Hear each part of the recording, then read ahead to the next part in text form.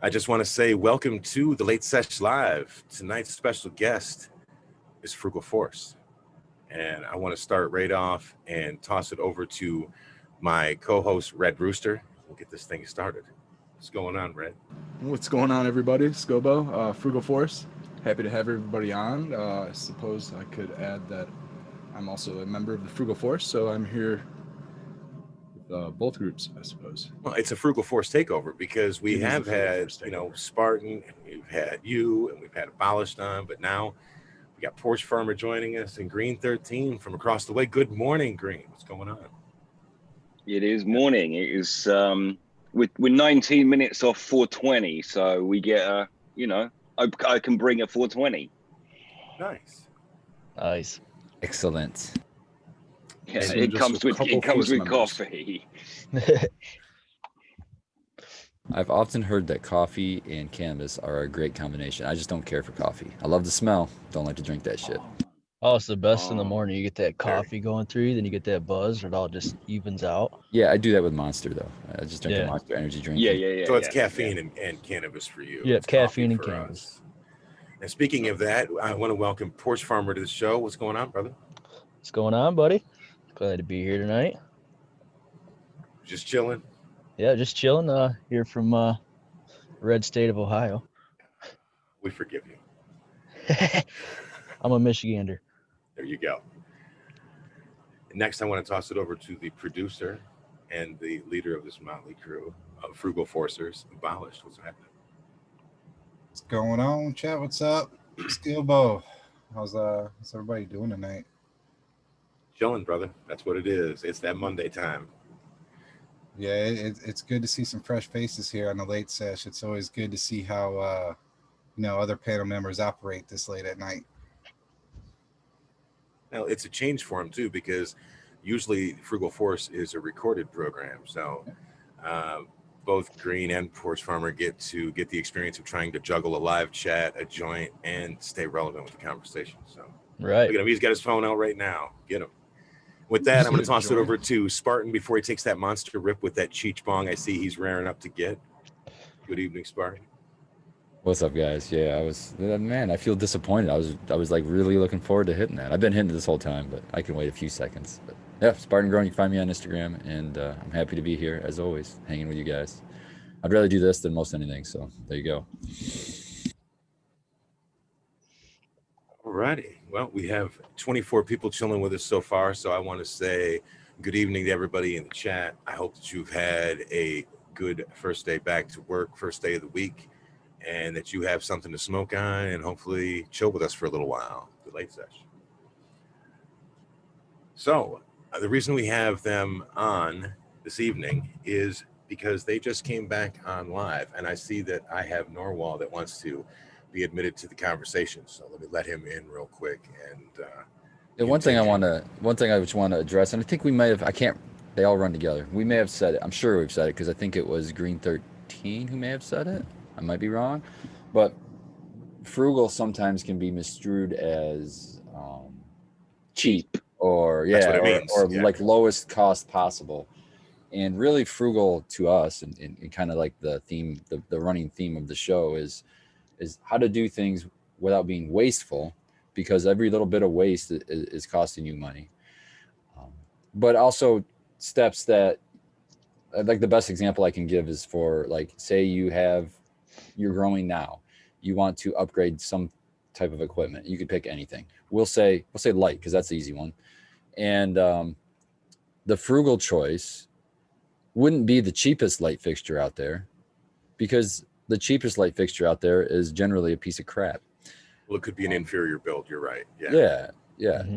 The frugal choice could be a brand that's not a top brand, or it's not the absolute top of the line light, but it's the best bang for your buck light. That would be the frugal choice. So don't get it twisted as it being cheap. It's just being frugal. You're getting as far as you can. The frugal may even be the most upfront cost. If it's the least run cost over a 2-year, 3-year period, that might arguably be the top shelf frugal choice, because over the life cycle, It would be the cheapest choice. So hurts you at the beginning, but someone was saying the other night, you only get hurt once. Yeah, you're not gonna keep buying bad lights. Yeah, and or time, time is a huge thing that people don't. I mean, I'm the biggest proponent. I don't charge for my time really, like not the Right. time that I put into things. You know what I Yeah, mean? the show would be broke, Spartan, if that was the case. It's We don't make any money as it is, but we'd really be broke then. yeah, like one of the main tenets of the frugal build is a sub irrigation, and with that, if you make you can make it any size you want. That's another great thing about being frugal is you can conform it to your situation specifically. But with that sub irrigation, it buys you a lot of time. You're not chained to your grow. It gives you the opportunity to go out for a day or two, or depending on how big you go, you could go for a week. So there's a lot of things in there that at first glance, when somebody says frugal, they might pass right by and not even look at it because they're like, oh, I'm not going to be cheap. Well, that's not really Yeah, what I've got frugal full is. budget for my shit. Yeah, exactly. So I just wanted to clear that up. Yeah. See, I love that system because I've been away from my house for 2 days now. I'll be gone tomorrow's day 3. You know, I'm not even worried about water. They're fine. It's wonderful. Dude, It you is know nice. I've done 2 weeks and it was too wet when I Yeah. got back. So Right. Now, as an outsider on this, I have always personally thought of the frugal force as a least amount possible sort of thing.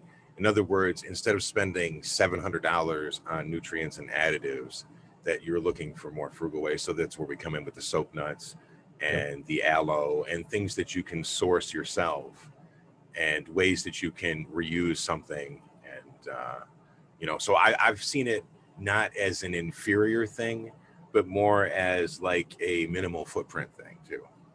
There's so many levels of it too, though. It's not just organic. A lot of us are organic growers, but you can be frugal. Look at Sequence, look at Red, and me before my home grow when I was growing synthetically.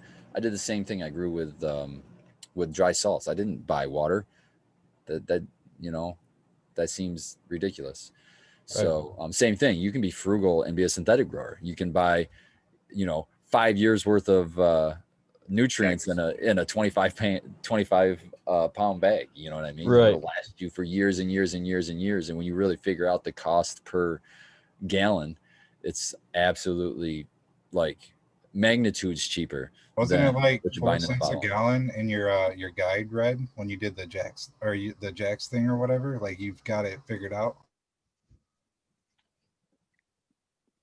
I had that math figured out a long time ago. I thought it was like 6 cents a gallon. It was I like don't know, between man. It's 4 and 9, somewhere in there. It was Yeah. under 10 though. It was less I'm than sure 10 I cents was, a I'm sure I gallon was for sure. exaggerating. I'm sure it's way less than that, to be completely honest. I mean, we're talking tens of thousands of gallons. I mean, they're talking 10,000 gallons at their, like, it was like 2.0 EC or whatever it is. I run like a half EC or something like that, dude. I'm like 4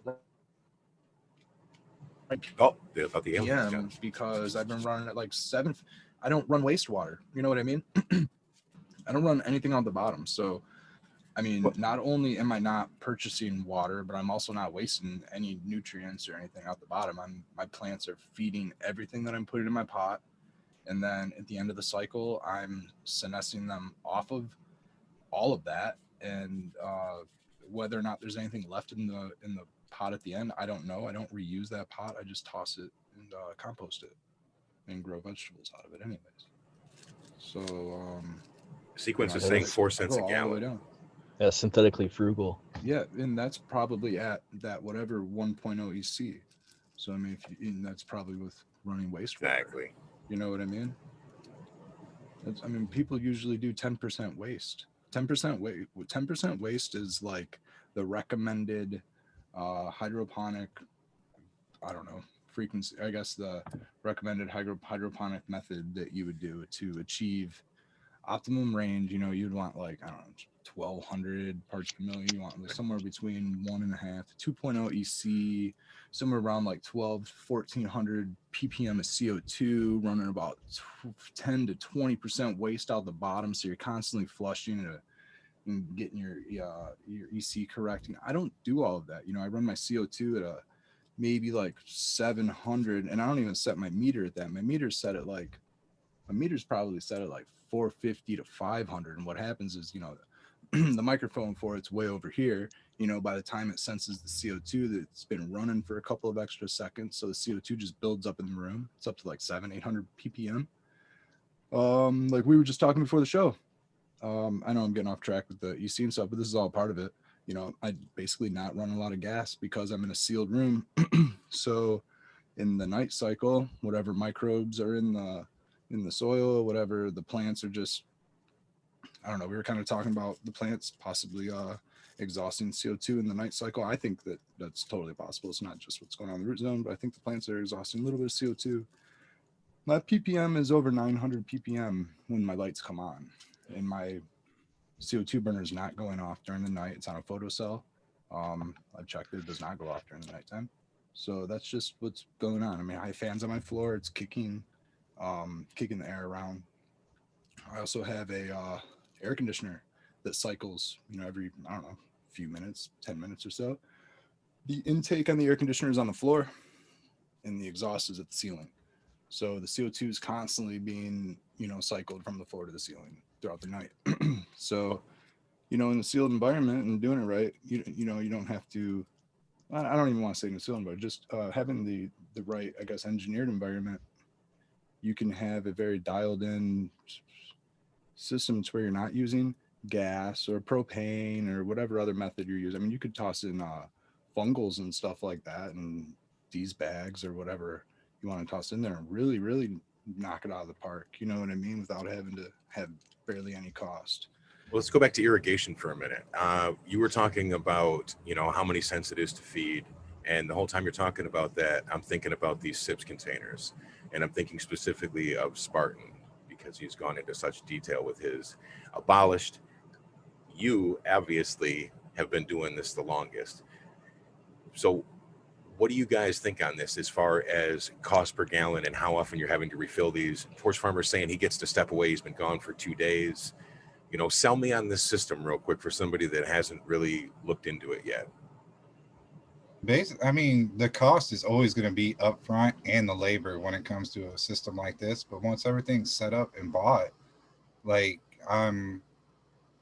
to run all the Tench You See Me update or whatever, including the electricity for where it's at, it's like barely $250 a month to do all that. And then if you count in nutrients or whatever your food, my top dresses, whatever I have to buy, my soap nuts, it's probably maybe $100 a year to do all those plants, if that. How old's your media, maybe?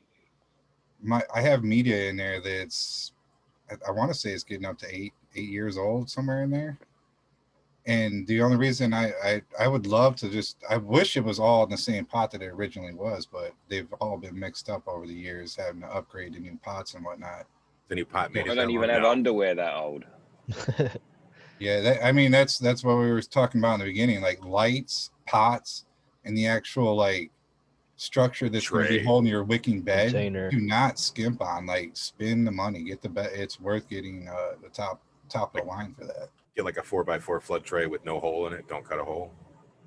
Yeah, because nothing's going to irritate you more than building this system and then having it to where you're only having to do water only. You're adding water once every 2 weeks. You know, you're rocking out harvest. You're blowing it out, and then 2 years down the road or whatever, a year down the road, you have to redo everything because your pots are falling apart.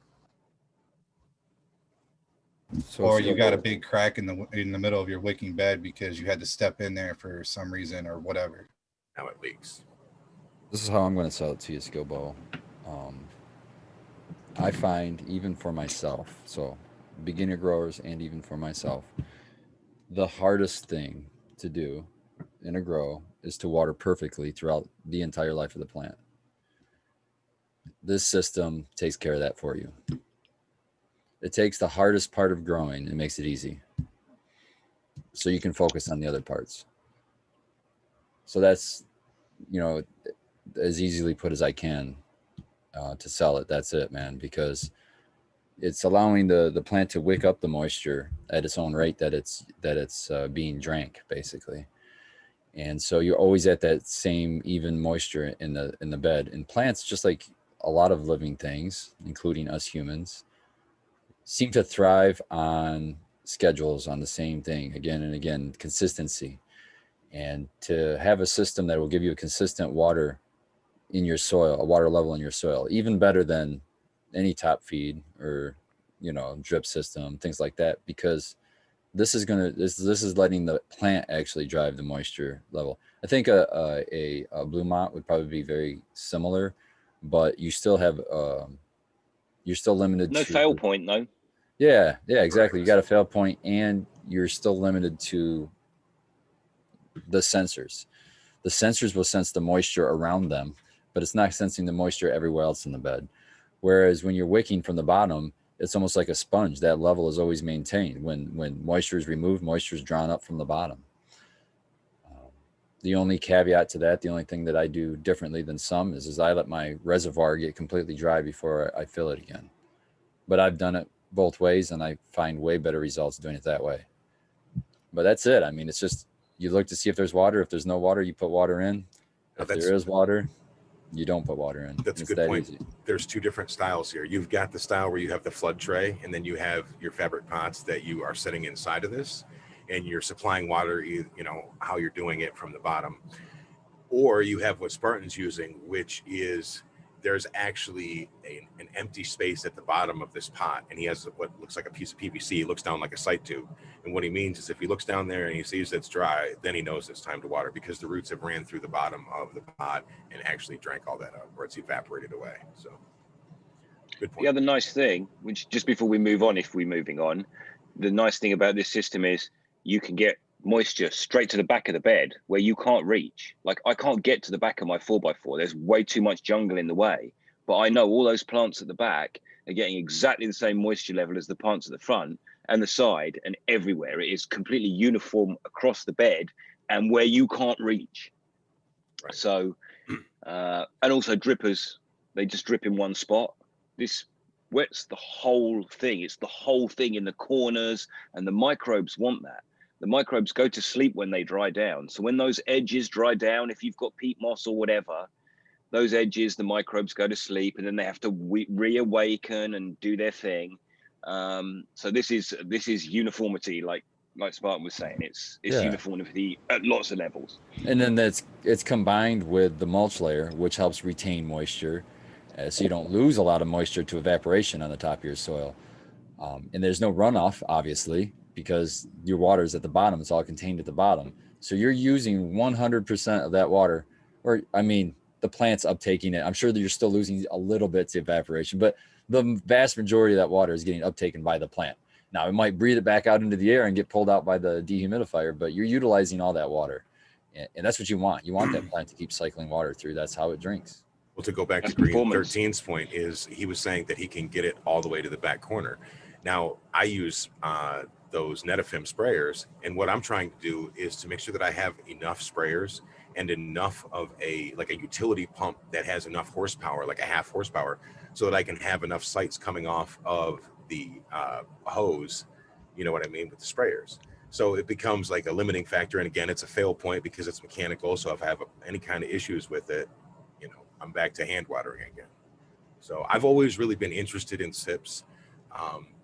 I've Just as a sidebar, how are you finding your new system? Because I know it is new to you. Love it. Yeah. Love it. Yeah. Okay. That's what you needed. No clogs, no problems. Like I said, I'm going to add a few more points in the system so that I can make sure that I'm adequately watering outside of just the range of the root ball, because I'm using a 4x8 grassroots raised bed. So I wanted to address something that I thought the same thing. Haas in chat, I think it used to be Haas Farms. He must have dropped Farms off. Yeah. He said there's low oxygen in SIP containers. It's really the opposite of that. And it's really the reason why I allow my reservoir to go dry before I refill it. Now, notice I said reservoir go dry, not my pots go dry. When my reses could dry, it's taking up the water. The pot is fully saturated still. So anyhow, because of that, because your soil, so you got a soil layer. It says it's a dual root zone. If you're familiar with Stephen Reisner's work with the dual root zone that he's just using with aquaponics. Let's talk about it real quick for people that haven't. So there's two real root zones. There's two really zones that the roots are living in. They'll be living in your soil or cocoa or whatever you choose. Usually soil or cocoa seem to be the most popular. Your medium. Yep. And then you have some kind of in Steve's system, he just uses burlap. In my system, I'm using like a plastic divider with holes in it. And in Abolished system and a lot of these other guys, they're using clay balls, which gives you that Hydrogen. base. Yep. That's full of air. Yep. And then you have water. So when you fill that res up, that res is usually has some sort of mine has overflows, so it can't be filled to the level of the soil. And so you've always got air between the soil and the water. If you let that water level get all the way to the bottom, you've got a lot of air in your soil. Whereas if in a traditional pot, that's not going to happen. You just don't have that big pockets of air in the soil like that. So you actually would have, I would argue you would probably have higher access to oxygen to your roots than you would in a traditional pot. So it's not so much, you don't really have low oxygen levels. You have high oxygen levels. Now you could run a sip container. You could run a system with no overflows with water that goes all the way up if you would like. But then I would really, really recommend to start using your anaerobic bacteria. So, labs, EM1. Make sure you have a really airy things mix like too. that. Yeah. And then I would really, really suggest you let that water level go down and dry out if you got soil contact like that. Now, in my sip containers, it's difficult not to, Spartan. It's difficult not to. I stick my hand down there a lot now because I'm trying to find out what you're really talking about. And it is difficult, even with the pebbles in there, there's always dry down. Those plants take that. The roots that are down there, they're waiting for it, and they do take it straight away. So even when you top it up, it's gone quite quick because they'll hold some of that. Well, that's the very reason why I stopped using EM1. To me, I didn't see a use for it, and I didn't see a reason for it logically. Like, I understand that there's benefits that it brings, but it's costing me something to put it in there. And my harvest at the end didn't justify that cost. I think that's the best way I can say it. And it seems to be like that across the board with the EM1, because that's always been like a safety thing for a lot of the people that have been using the Frugal Force, is to just put that in there to make sure it doesn't go anaerobic. And I've never heard anybody say, it's a benefit or a disadvantage not to have it or whatever. I use that product anyway. I'm so surprised you're saying that, because I even would pour that on the top of the soil. That's just a great product. Yeah, I mean, So that's the great thing about the systems. It plays really, really well to your lifestyle or your motivation or what you're into. Like you could be broke and have no time and just go back to the bare bones of having a Coco Loco, simple top dress and water only. And you could go to the point where you have all day, you're sitting in your mom's basement. You can put tons of stuff into this system. I mean, you can get really, really super advanced. I mean, you can start building your own craft blends to do top dresses. You can go in and bring in one of these 14 bottle organic lines and start playing with the hybrid route. I get a question. I mean, it fits your lifestyle. I got a question. You're talking about these amendments that we're going to put on the top of the soil, but I know that this is a sub-irrigation system. So you're telling me that I'm going to have to top water these in. And my question is, how many times did I have to water that in before it's kind of in the soil? Anybody know that? Or is it just kind of, I don't know. Top layer is already moist. The microbes will be breaking that down as soon as you start to put it on there. It's kind of like cover that back up. Yeah, like I know it'll get in there. I mean, yep. I'll wet it down when I can water it. Like yeah, I don't feel like it's any dry, water on the top if it's still wet. I'll just top dress and let it sit there until it's dry. Yep. And it's worm food for me. That's worm food. Yeah, something's coming up and taking that. Initially, the wetness is going to do like Porch Farmer was saying, the moistness, but also worm food over a period of time. So what do you guys use as your mulch layer? Are you guys mulching leaves in? Are you mulching in the straw? Are you using rice hulls? Just winging it? Rice hulls? Yes. Okay. Yes, to all of those. Somebody's doing all of those things. It's not that they're all great. It's not. That's the good thing about this system. It's so modular. You could say mulch layer, and then there's like 100 things you could use. So, cover the dirt, let it stay moist. Yeah, you could say medium, and we could talk about that for a whole show. We've done shows, multiple shows on it. You know, A and that's 3-hour show. yeah, that's what's fun about it is that you're not stuck into one thing. You could experiment every grow if you really wanted to be that insane. You could do that. Waste. You could cover it with plastic. It's not the one I'd want, but to make a point, People do it. They do it, yeah. And obviously that harks back to the anaerobic thing, which you're pushing. Right. It doesn't have to, but it's just listen. you My want beds are so Bokashi, big. yeah. Yeah. find But that let's not go back down that rabbit hole. But just to cover the soil to stop it. I mean, your DQ has to do less work. I've got so much medium that it has to be covered. So mulch layer, yeah. And it has to be moist. I did that for sequence. Yes, that was for Moist. sequence. Somebody's going to be asleep before the next hashtag. Doesn't he like that word? No, everybody's got to do a dab every time you say it. He it's a game. Okay. It's a little game. He says he's going to dab every time someone says. Everyone's moist. got something about that word, huh? Yeah, and I mean, really, it's- microbes love it being moist. So you really They got to do. keep So, it moist as much Do as you, possible. with a top layer, are you guys using any kind of barley and Joint is getting starting to get the moist. mycelium?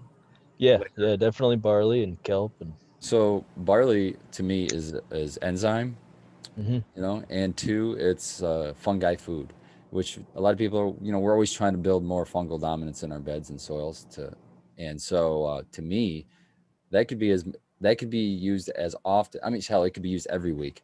I personally like to stretch it a little bit and use it every 2 weeks, but you could top dress that shit every fucking day probably if you wanted to. It's just, it's one of those cost benefit things. You're gonna have to figure Yep. that one out on your own. Yeah, I don't go over the top and just started some at like once every top dress. I'll just add that in with it, grind some up and add it in. What I I've do it done when is I I've flip. started going a higher dose and then longer in between. So I'll do a top dress right now I'm at a top dress every 2 weeks on my planters, and they're a quarter cup I each mean, time. you can get some great Yeah, I do. mycelium growth with that, though. You know what I Yes, mean? When you get that really watered in, you've got fast. that mulch over top of it. And the thing is, you don't want to disturb it. You want to, once you see that it's establishing, don't mess with it. You'll Yeah, I kill it sprinkle a quickly. cup on a 15-gallon bed. Is that all? Okay, I go mad. I mean, I'll just grab a bubble bag and put 2 handfuls in, and then I'll get a big cauldron of water and just start ripping it round and round and round. And then I'll just leave that for half an hour and come back and do the same thing. I might do that for like 3 hours before feed. And then afterwards, I'll just get all that stuff and just chuck it. After I've poured that down, either on top of the bed or down the feed hole, I'll then just get all that waste out and just chuck it on the bed. Because then I feel like I've got Exactly. all the benefit out of it, and then the fungal bit will come later. Yeah. I'm with you, And man. if I was going to do an extract like that, the only different thing I would do is this is me in my situation because I have that worm bin. So I'd probably take that stuff out of the bag and throw it in my worm bin. Oh, yeah, superfood them. Yeah. It'll help that break down so much quicker. Yeah. I just Totally. like. I mean, they're I like to getting move that anyway, but you're right. Yeah, I like to move my compost out of my bed or out of my planter and just grow in my planter. That's just my own little pet peeve thing, and I'm not saying it's even backed by science. I'm just saying I don't like to compost on my plants, even though it kind of is with I'm sure the mulch layer is composting in a little bit, but Yeah. I do think my scenario is different to yours. I sort of do want to do 100%. that. However, I wouldn't put avocado in there. I don't want mucky stuff. In fact, nothing wet really. And in fact, I don't give anything wet to the worms either. Right. I'm sort of, I want to give them barley and other grains and Something leaf gritty. and Help. stuff. Yeah, Help. something gritty. Help their stomachs. Yeah. The little lack of stomach. I The wanna- best three. I want to just start dipping my toes down the mushroom path. I've already started screwing around with blue oyster mushrooms, but I'd really like to start growing lion's mane to eat. And Yeah. I found a really easy recipe to cook, and it seems to be something I would love. But I want that, and so I would want to take, if I'm growing spawns of lion's mane, I'd like to take those the used substrate that they're grown in and put that through my worm bin too, and have this like super like already pre-digested shit to feed to my worms, and then take that and feed that to my plants. So I'm excited to take that, do composting with the mushrooms, be able to harvest the mushrooms to eat for food, and then be able to use that substrate to feed my plants. I think that's just cool. Fred, didn't you just get some of that? Didn't you just get some exotic ass mushrooms over the weekend? You talking to me? I didn't hear Yeah. you say. Damn, Yeah, I just got a taxi bunch of driver lines, there man. on me, didn't he? Ugh. I got Talking to me? Yeah, man. went down to local farmers market, local farmers market. I got some lion's mane. I specifically was pretty much trying to source some. I know they carry. I think it's Detroit Mushroom Company mushrooms. I think is their who they get the There's mushroom a from. I'm not sure. the Detroit nutrient companies selling mushroom growing kits now too. I noticed Tommy's got mushroom growing kits. I thought that's kind of cool. I think he's using That the is bag. neat. Very awesome. Pretty simple. I mean, if you have pretty much like a pressure cooker, or steam cooker, or something, you can pretty much sterilize your own grain spawn. I mean, all it takes is usually like popcorn Use barley. grain. Well, with lion's mane, it's like sawdust. I mean, if you have a good source on sawdust, clean sawdust and stuff, or birdseed. Birdseed sawdust is cultivation for lion's mane, and most others are just corn, popcorn kernels, shit like that. I mean, there's all kinds of random stuff. Rye Or you grain. can do tree. I was gonna say trees. You can do trees too, but I would do. Or you could do logs. That's another tech. Is you just drill holes in logs and then. Shiitakes. Yep, think shiitakes. shiitakes Lion's are mane actually are really specifically good to- on like birch, beech trees, that kind of stuff. If And you where have are you lion's- Out putting in the this wild, stuff, you'll find guys? him on beach. Shout out to FLF. He was tossing some of that. Finger Lakes finest. Finger Lakes finest. I actually went on Paul Stamos's webpage just before this show, actually, and he has lion's mane. He's a lot of these mushrooms, and he'll tell you on there what they can grow on. And lion's mane you can actually grow in grains and stuff too. So he had a bag. He was out of stock, of course, but he had a bag product where you could do lion's mane just in a mono bag. tubs, man. Well, And where the are you lion's growing mane- this? Indoors? I would grow the mushrooms indoors, except for if I wanted to do one off the logs, I would do that outdoor because the larger the log, the larger the mushroom, or the larger the spawn. And so I would obviously want to use a big enough, log, just stack like Lincoln logs. You know what I mean? Where you stack a log like this, and then you could just drill holes all through that and inoculate. Who's Lincoln? No. That could be a long answer. Oh Depends. man, I'm kidding. But I do know what you're talking about as well. Yeah. So you could take up maybe a 4x4 space, make a little tower, and vertically farm mushrooms. I would pick a spot that was maybe shaded out of the sun. Yeah, I saw that today. You put that on your was it your story or I saw it on Instagram. Now, what is that you're showing us? Ridiculous. What was that? My wife, I'll put it back. My wife took a walk, and it's was like been a huge raining for flush. 2 days. Just a huge flush of mushrooms. They were so thick. Let me spotlight that video. Go back to that. There we go. It's very beautiful. I'm gonna play it. Hold on. I gotta jump upstairs real quick. Be right back. Speaking of Paul Stamets, I guess if you want the medicinal effects of like reishi and I think shiitake, he definitely does lion's mane. He definitely does turkey tail and many others. Shiitake, I think. See but that he fucking does quality camera work I just did supplements. there? Ooh, Sequence would be proud of. He does supplements on his website. I'm pretty sure you can get it on Amazon also. So, if you don't want to grow the mushrooms to eat them, if you don't eat them directly, you can get the capsules of lion's mane. Lion's mane is actually, it boosts neuro health. It actually regenerates your neurons. It's one of the things that's most exciting. That's to me. what I need. And migraines. You know what I mean? The migraine stuff is huge. Yeah, Red, it really is. what do you do indoors? anti-inflammatory. Are they in the dark? How can we care for them? Where can I put this? I would imagine that they're all somewhat different in cultivation, but I think that they all require a small amount of light. And I don't heat. know, man.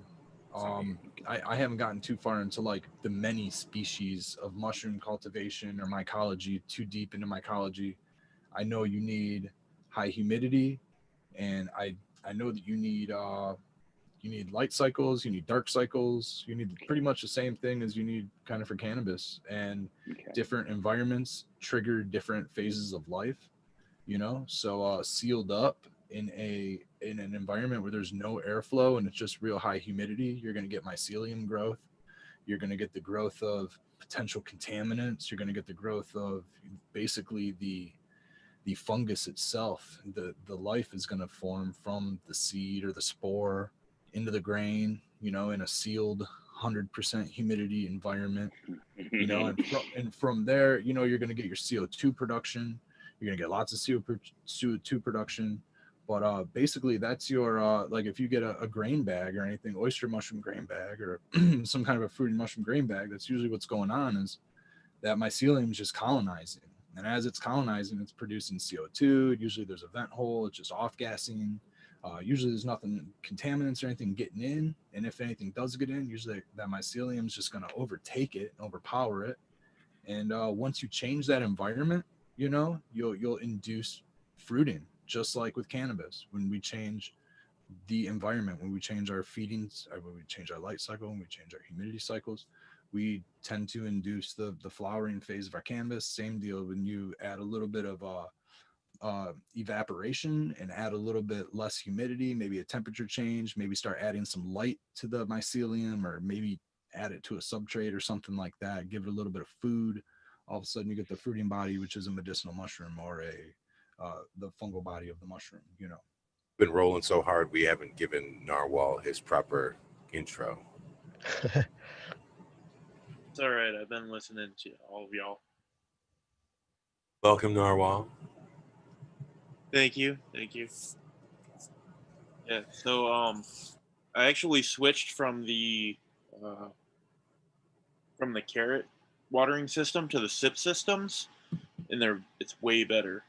I'm doing the hydroton in the container underneath fabric pots, and it's way better than that shitty ass dripper system. Now, what are you using as your tray for this? I just used a 28-liter tote, just like 6 inches tall. Used a bag of hydroton to fill 3 of them, and then I just threw a 5-gallon fabric pot on top with peat moss. Yeah, so it's like one of those underbed kind of tote sizes, real Yep. short. Okay. Yep. 3 of them fill up the 2x4. So I can put 6 of them in the 4x4. Now, is this your first run using this? Yeah. Before Okay. I was doing the blue mat. And what have you noticed and what have you appreciated more about this, it seems? Why is this working better? Works. I haven't flooded out my basement yet. Well, that's always a good thing to start with. Definite positive. I've only had to fill my reses once this whole 8-week flowering cycle. Damn, that's good right there. Yeah. All your pots packed in pretty tight? No, not really. Oh, you know what? You said you're in peat, aren't you? Yeah.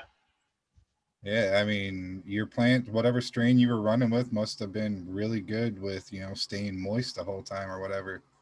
Because I've noticed some of the reports back, like peat, you normally have the peat with the Frugal system. You have to like run a lower water level, to get the best run out of it. Like you can't like to have that, big fill up and go away for 3 weeks or whatever. Oh no, I dry the fuck out of my peat pots. Like even before this, I would run them super, super dry. Awesome. So I think also if you're trying to get, I think the key to getting bigger yields when people are, that's the first question most people ask me. There's a million answers, but one thing that a lot of people miss is the volume of soil. If you're using soil, this is specifically soil, not cocoa and organics, but the volume of your soil, like if you just took like whatever space you're growing, say a 4x4, and you add up all your pots, how many gallons of soil do you have there? If you increase that volume of soil, be it add more pots, as in more plants, or bigger pots and longer veg plants, you're going to get much bigger yields. If you can fill your space, that's why people with beds, Green 13's got one going, or even Abolished with his, he's got so many pots in there. It still equals about the same volume of soil, whereas Green 13's one big bed. But if you have a lot of space where there's no soil, that's going to limit the growth potential of your plants. And in soil, that it gives you like breathing room. It gives you space to make mistakes. You know, the bigger the pot that you're in, the more potential battery you have to hold charges for your plants in the form of nutrient. Yeah. And I think biointelligence as well. You get those roots down touching each other. That does help. It really does help. And Yeah.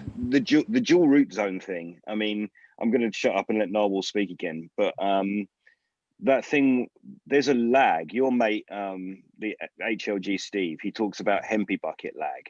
That same thing happens with the Frugal system. When those roots get out the bottom of that pot and they find that hydroton, something happens, and that is a massive yielder. Let me tell you, that dual root zone is because what you do is you're basically faking a massive pot. And Yes. when exactly. you clean the hydroton out afterwards, it is filled with long roots in that system, long roots through all the bottom of that hydroton. Anyway, go ahead. Yeah. You're absolutely right, because the roots aren't hitting the sides of pots and circling and choking each other out. They hit that reservoir and they're like, holy crap, there's just all this area to go. And they think they're in a much bigger pot. So you get these plants that are, you're like, well, you grew that in a little pot. How did that happen? You know, it's that SIP, that dual root zone.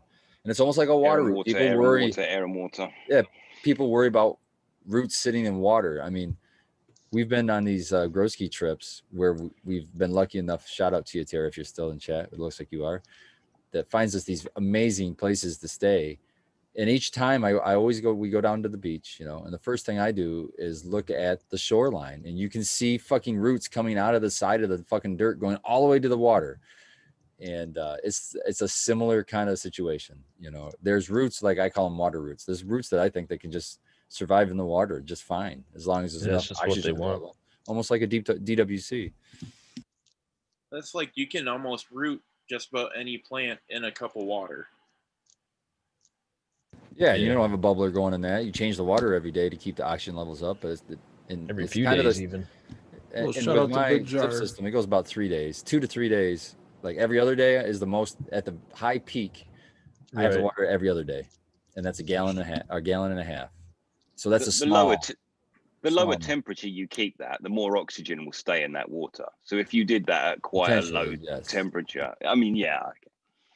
Shout out to Frugal Force member Big Jar Grows. His Death Star that he has growing, it's overtaken his tent. It's probably the biggest plant he has grown right now, is cloned and gifted to him in a cup of water in my kitchen.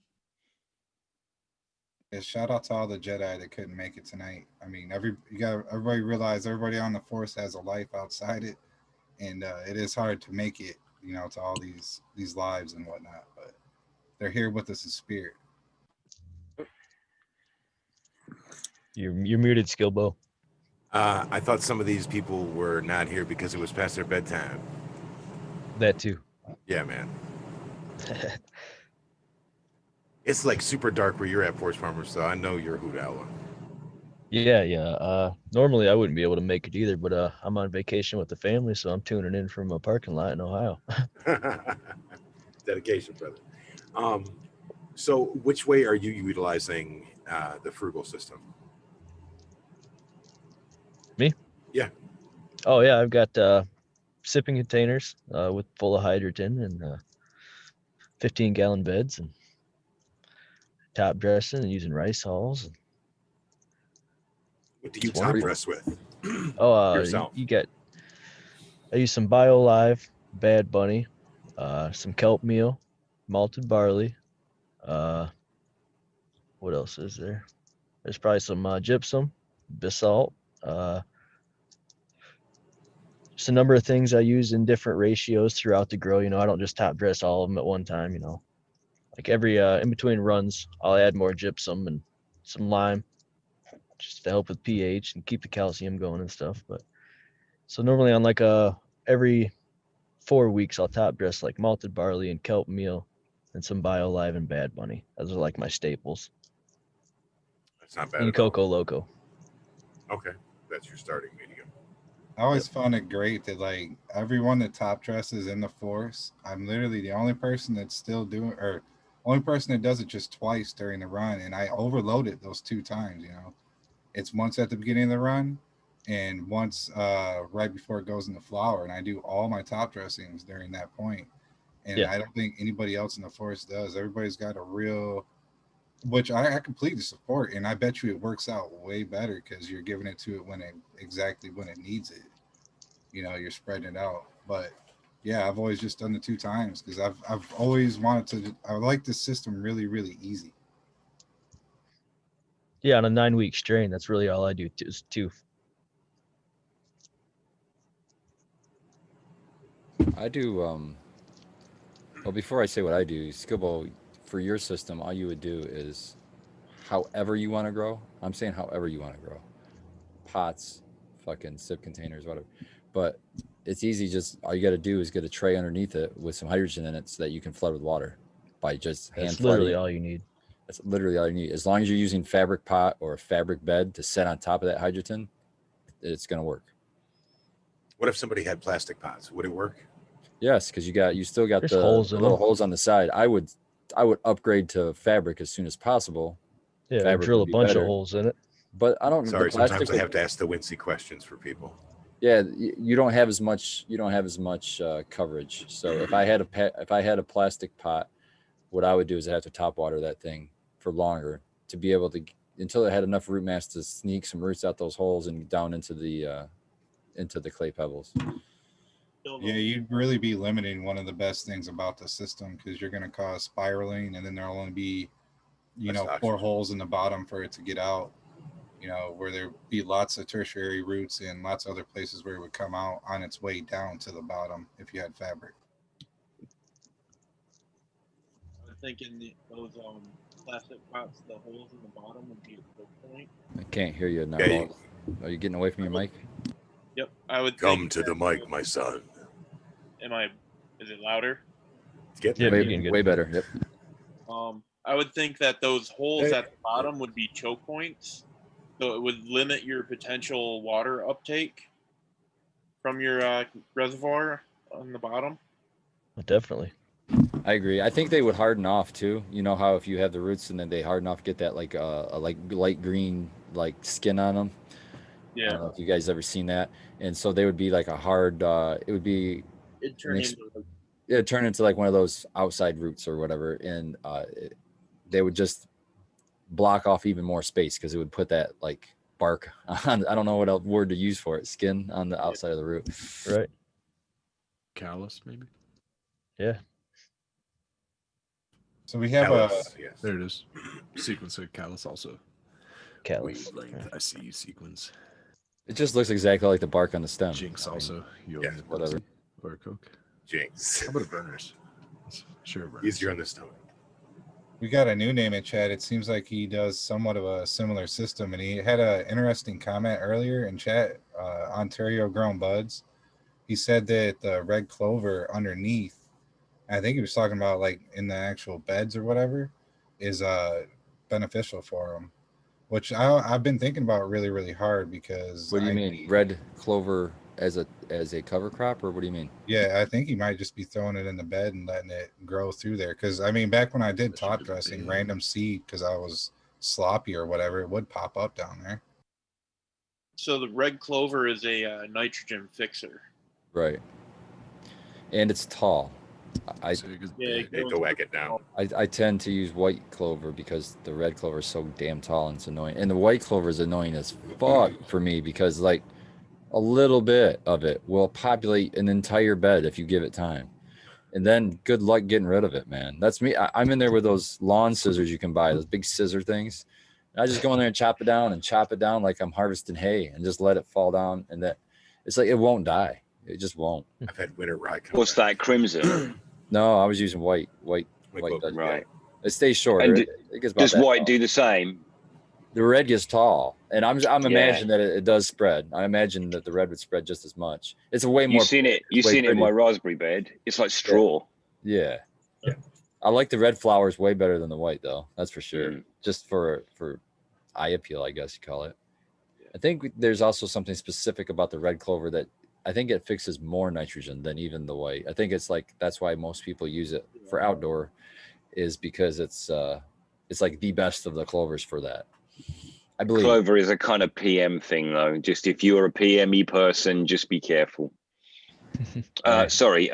PM's always there, so just embrace it. If your plants Right. get PM, then just get a different cultivar until you find one that doesn't. I've got this like Very true it's words. like a black creeping, it's like a black seed creeping clover. I can't remember the name of it, but black and I don't know, black's in the name, but black English clover, something like that. I'm not sure. It creeps like crazy. It like vines out. Lengths like really long, like 18 inches, 2 feet long. It just dies off mid-season. It probably died off. Like I was gonna chop it, and I was looking at it, I'm like, man, this is actually gonna be a big job because I had, I don't know, a couple 100 square feet worth of bed space to, take care of. And one day it just all just cleared out and it just all went away and it went to seed and then died off. But fortunately, it all went to seed, so I don't have to try to collect seed and reseed it all. But I'm thinking it's all nitrogen fixing. I tried looking it up, and I kind of had to do a lot of Google searching and try to figure it out and find out which kind of clover it was. But had to go by the flower type and the petal type structure of it. But as you can see by the panel, if you do embrace the frugal style, Skilbo, you better get that beard going, bro. Every one of us. It's been a minute since I've grown it out. It'll look good on you. It's winter now, so mine will probably stay. I like what I'm hearing on this because it's more of an idea than a very specified approach. You know what I mean? You guys have a goal and a target that you're shooting for. And the benefits are absolutely working for all of you guys in your own individual ways. So it's very much a collaboration. It's cool to have 10, 15 different test subjects to try different things, so you don't have to. You know what I mean?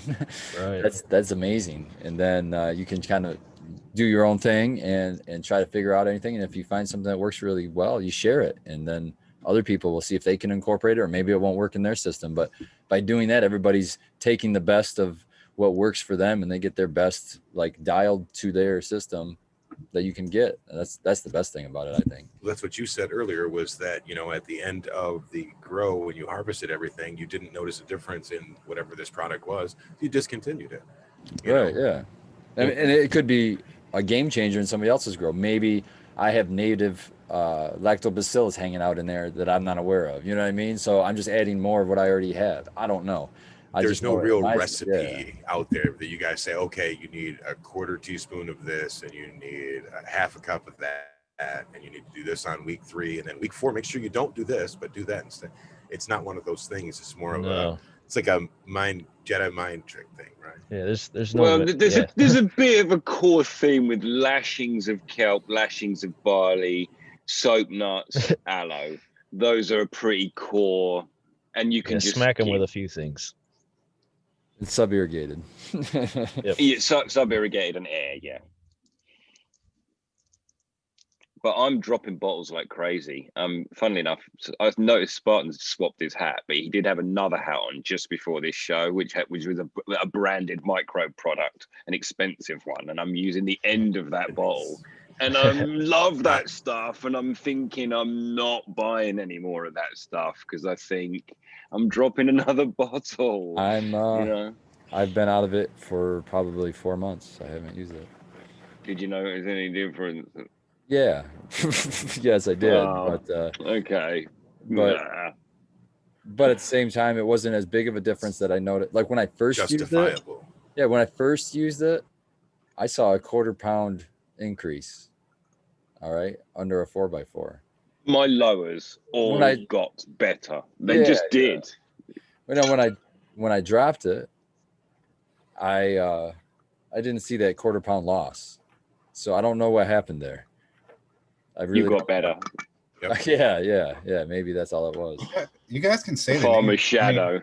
We've talked about this product quite a few times because, just like in the forest, we don't mind spending a little bit extra on something if it's worth it. And I'd say 95% of people that have tested it in the forest, Mammoth P, there was an increase.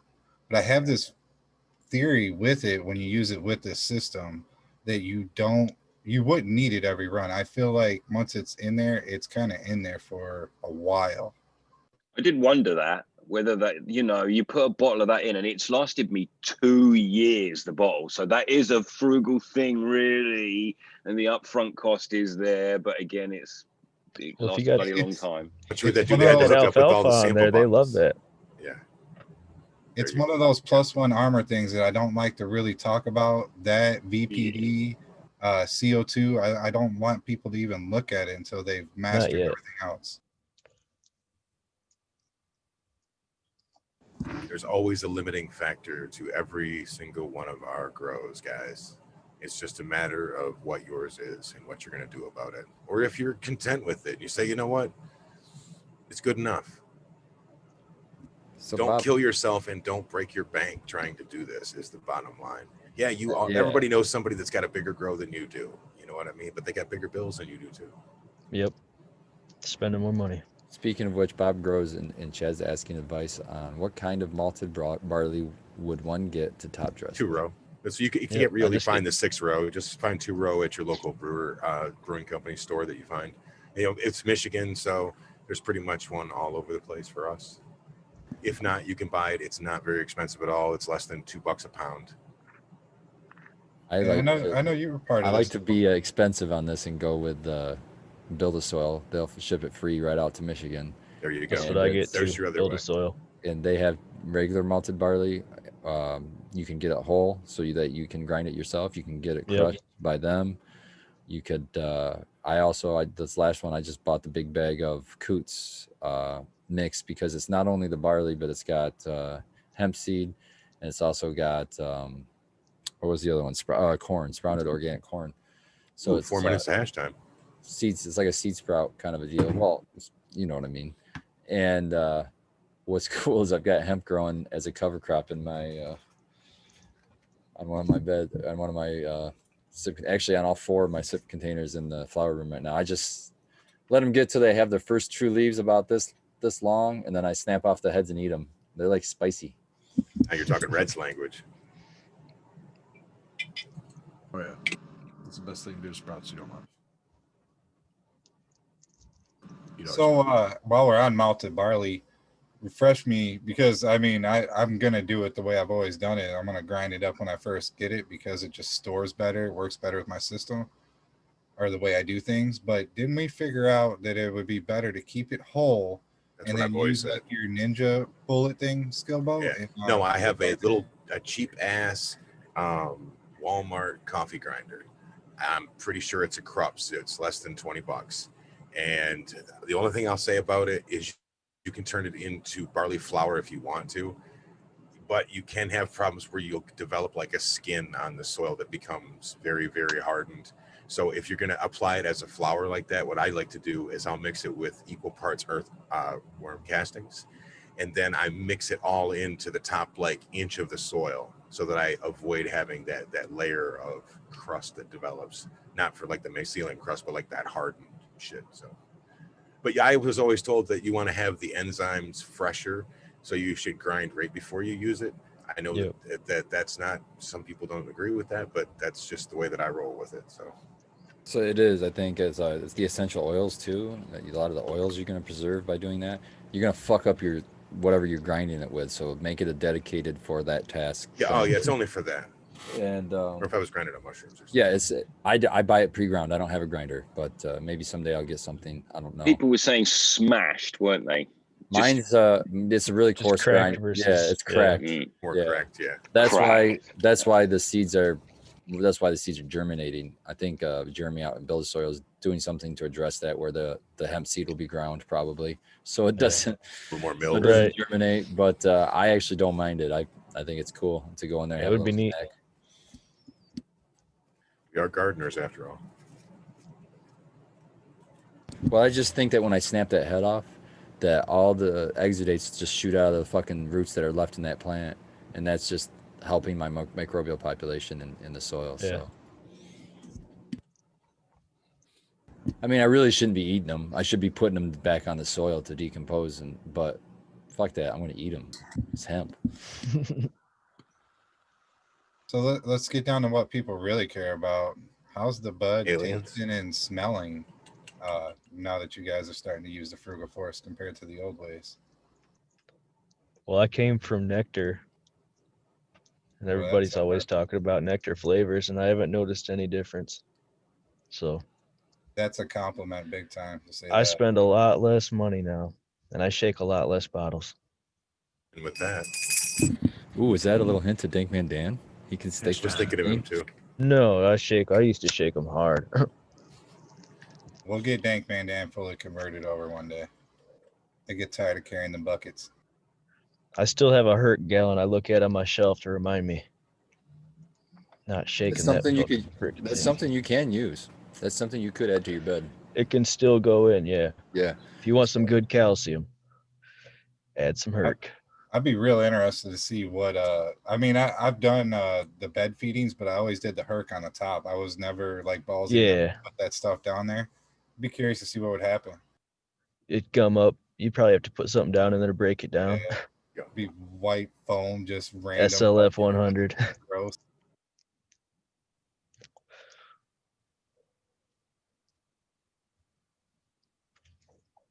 Oh yeah, it is hash time. I guess I'm gonna dab some the pineapple Thai from the grow off the drill girls made. Unfortunately, I'm in a vehicle in a parking lot. I don't have any hash with me. I'm smoking my. But I have this Grateful Breath joint. It's wonderful. Red Rooster's got a big old jar of hash over there. It is Grape Glee, which is grape pie and sunset sherbet, and it smells delicious. It smells like sherbet, dude. I mean, like maybe like raspberry sherbet or something. Dude, it smells so good. Raspberry grape sherbet. Yeah, I'm gonna go with that. I'm gonna go with raspberry grape, and I'm going to go with a huge spoonful in my Sherlock. That's what I'm gonna do. Did you see right before we came on air? I noticed that Dank Man Dan had just got a delivery. Yeah, of, trust I saw that. Yeah. Oh man, for that hash shed, Dan, what the hell, man? Freeze dryer, by the way, everybody. Got Freeze it dryer. going on. Damn. Shout out to Dankman Dan. Check out his Instagram. You see his new present he got today. Dankman hash Dan. Mm. Ellie.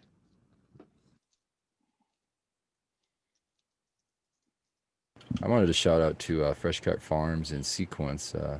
They popped over. Sequence told us a little earlier, and then Fresh Cut just jumped in chat and said how they harvested their first two photo periods out of the. I believe it's their first harvest of photo periods out of there. They did the Mac 1 and the pineapple cane, was it? Pineapple cane? Yeah, pineapple cane. Yeah. Man, it's genetics. They said it looked good, looked really good. So excited. That was Seems my quick. Mac 1 plant. I was supposed to Yeah. go get that cut, but I had to work, so I couldn't get to go over there and get it, and they put it in the greenhouse. They used a chainsaw Yep. to cut it down. You gotta love that. That pineapple cane and like the that freak sour melon that he keeps talking about that's gonna finish early. The reason why it did that, and I think I'm almost positive this is why. It's because in the swamp or the Planet Dagobah grow, I was flowering already in July. So they were already depped, and once they got over there, I bet you he was at 14 hours at least, and they just stayed in flower. I thought they were gonna harvest super early the way that snow cane looked. It looked like full flower, and it just kind of stayed there.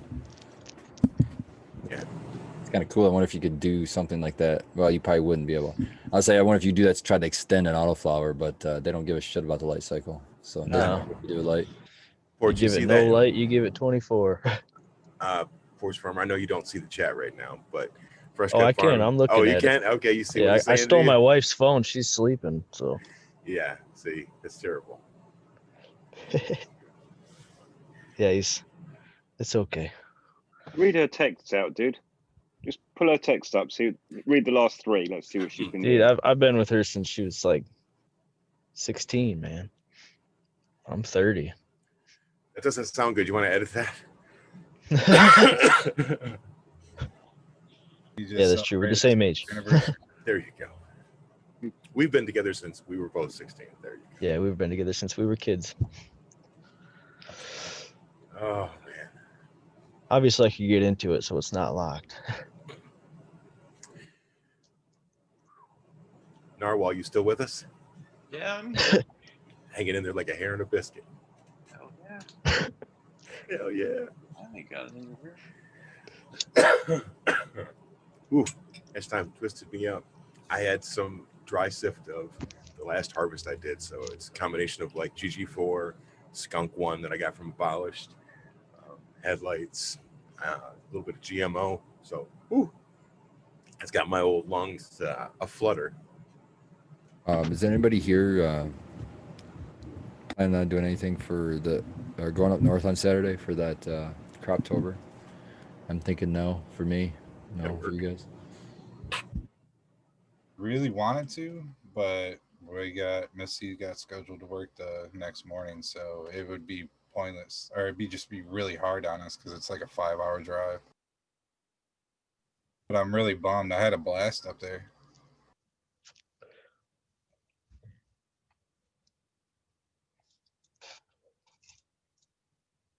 With Red over there puffing on that pipe like that, it looks like he's ready to solve a crime.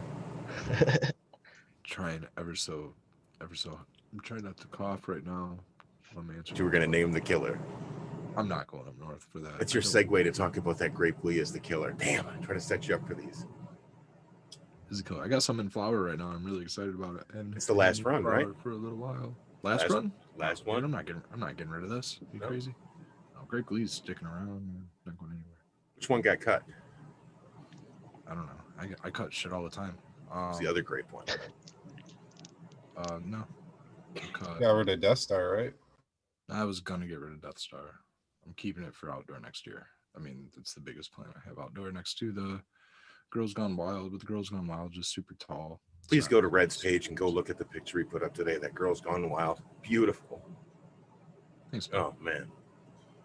It was, I finally got out in the garden and took some photos with my Canon. I've been shooting with my phone like all summer, and finally got out there. And I went to White Lotus Farm on Saturday to take some photos, and like I said, I sourced up that lion's mane and some other goodies, man. Some Concord grapes and some good stuff.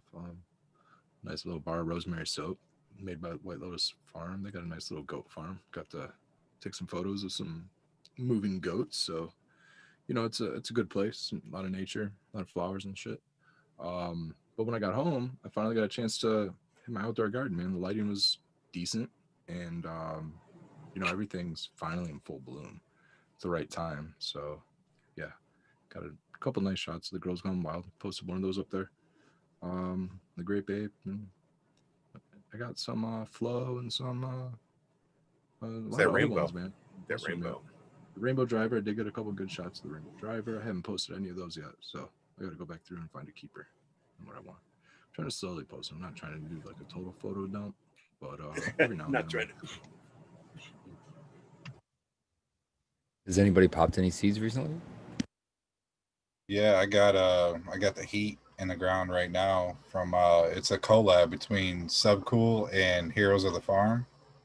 It's their dog walker, which I believe Sub said was their prize cut that summer. And this was like 7 years ago or something like that now. And Sub's Space Dude. That's gonna be fire. That's fine. I popped 4 of his cuvee. All 4 popped in a day. All 4 of them. I was like, wow, damn. And they're old as hell. Like they're the F1s, pre-fire F1 cuvee. And I'm a little worried right now. Nothing's popped up. I think I'm gonna maybe hit it with some olive water or something like that and try and give them a boost. I've got some gibberellic acid if you'd like. I can bring you some.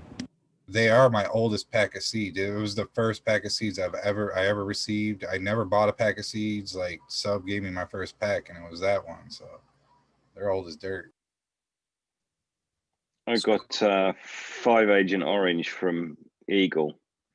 Put them into worm castings. They sprouted in a day, strong and hard. But unfortunately, because they were in castings, a roly-poly bug popped up and ate one of the plants. Fuck you, nature. Damn. But then only the strong survive. Yeah, well, that's what I thought, and hopefully it was a boy, so piss Yeah, it's off. probably a But male. yeah, we'll just go with that. Yeah, I Yeah. pulled it out, and it had such a great root, though. I'm crazy vigor. Definitely a But male. it had its head cut off, so it was dead. But I have 5 Agent Orange in exactly the same scenario, and none have popped. And I feel like they're not going to. I feel like they've got irradiated, and the others have just got all the vigor. It's queer. Scobo, my memory in chat popped up and told me that it was candied grapes that I kicked. So I'm not insane. Thank you, Yeah. Sequence. Yeah, it Yeah, he was saved me. candied grapes. Yeah, I actually brought a whole bunch of cuts, and shout out to Tara and Lori. They took like all the rooted clones and cuts that I had off of my hands. I think I don't know if anybody else actually got any of those, but they got enough to get themselves a nice little decent round of medicine. That's for sure. So it's gonna be a good one. I hope they like it. I'm really shocked you dropped that one. That Dude, I was mean, really it's impressive. fire. It's fire. You know, it just it can't perform in my garden, man. It's the cost of my garden's way too high to run something that's not going to yield like what I need it to and produce. I mean, there's potential in the thousands of seeds that are sitting in my case. You know what I mean? I need to pop something else and get something better. So Great way to think of it.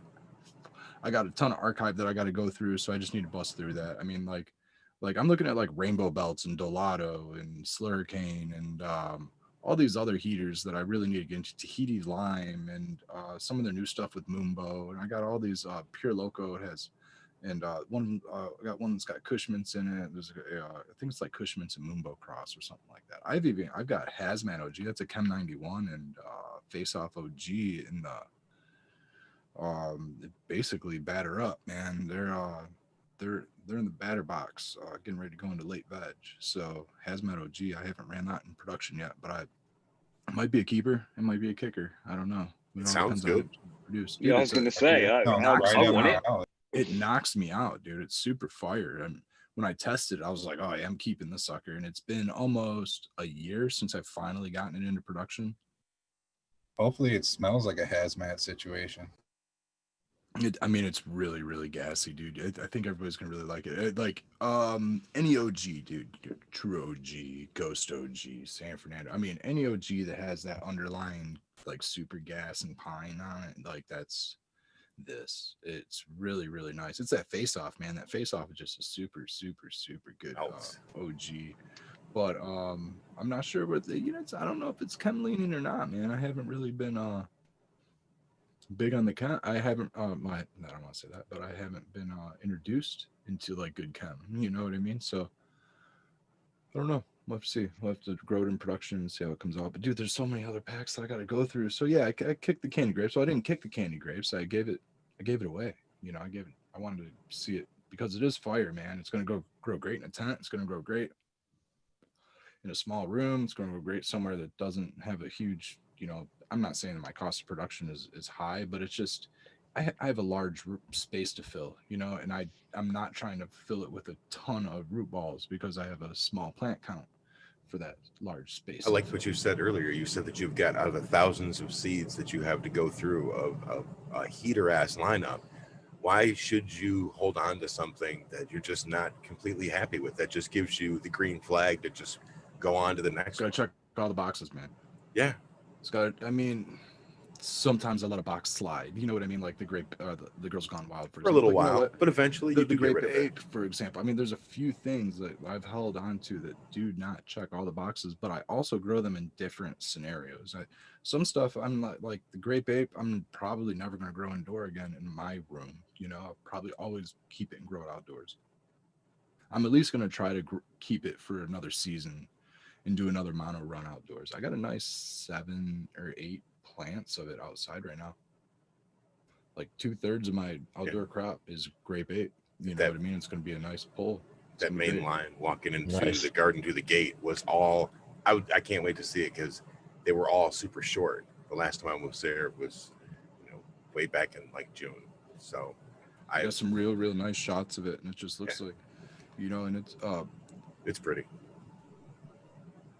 They grow very cement. I mean, they're streamlined, very nice. I mean, it didn't matter what size they were when they went in; they all ended up about the same size coming out. So, It'd be nice, but they don't grow that big, so I kind of need to throw a bunch of them out there. But also, the whole visual thing, Michigan backyards. I'm in a little small subdivision. A lot of people have little chain link fences and things like that. You don't want your plants getting 5-6 feet tall. You know, this plant's perfect.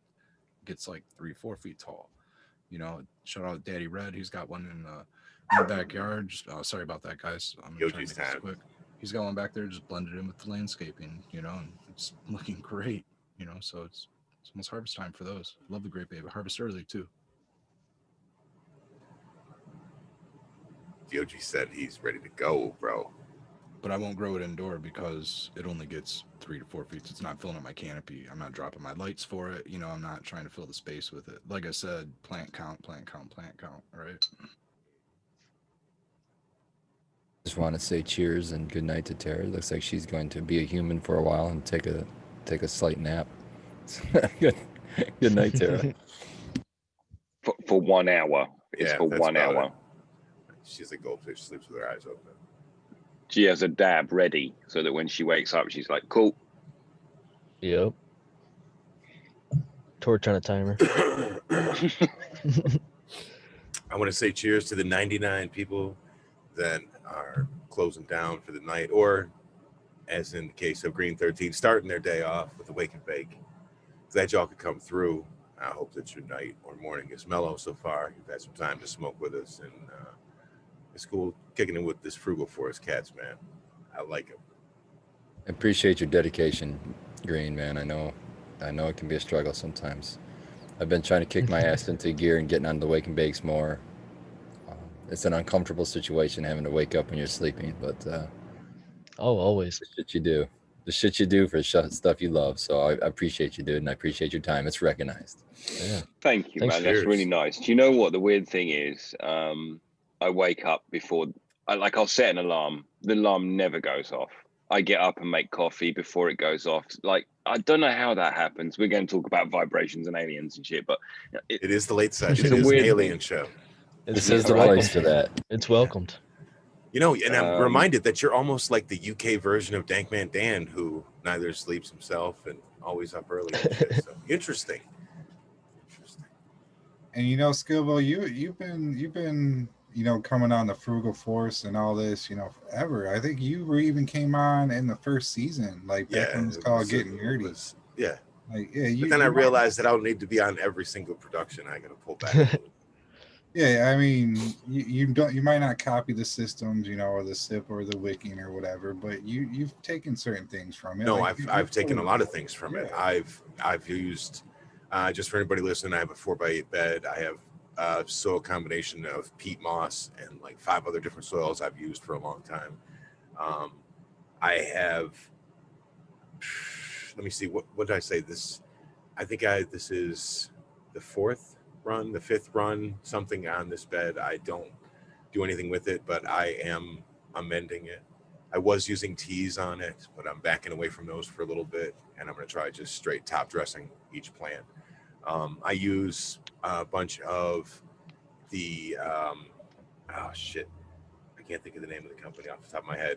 The ones that sells all the boxes Down of the to Earth. amendments. Down to Yeah, Earth. Thank you very DTE. much. Yeah. So like today, I found gypsum when I went to my local grocery store, and I also bought some more neem seed meal. I have BioLive that I use, green sand, so much alfalfa, kelp, all kinds of shit. But I don't like add shit all the time. I like added things in the very beginning to build the soil, and then I left it alone.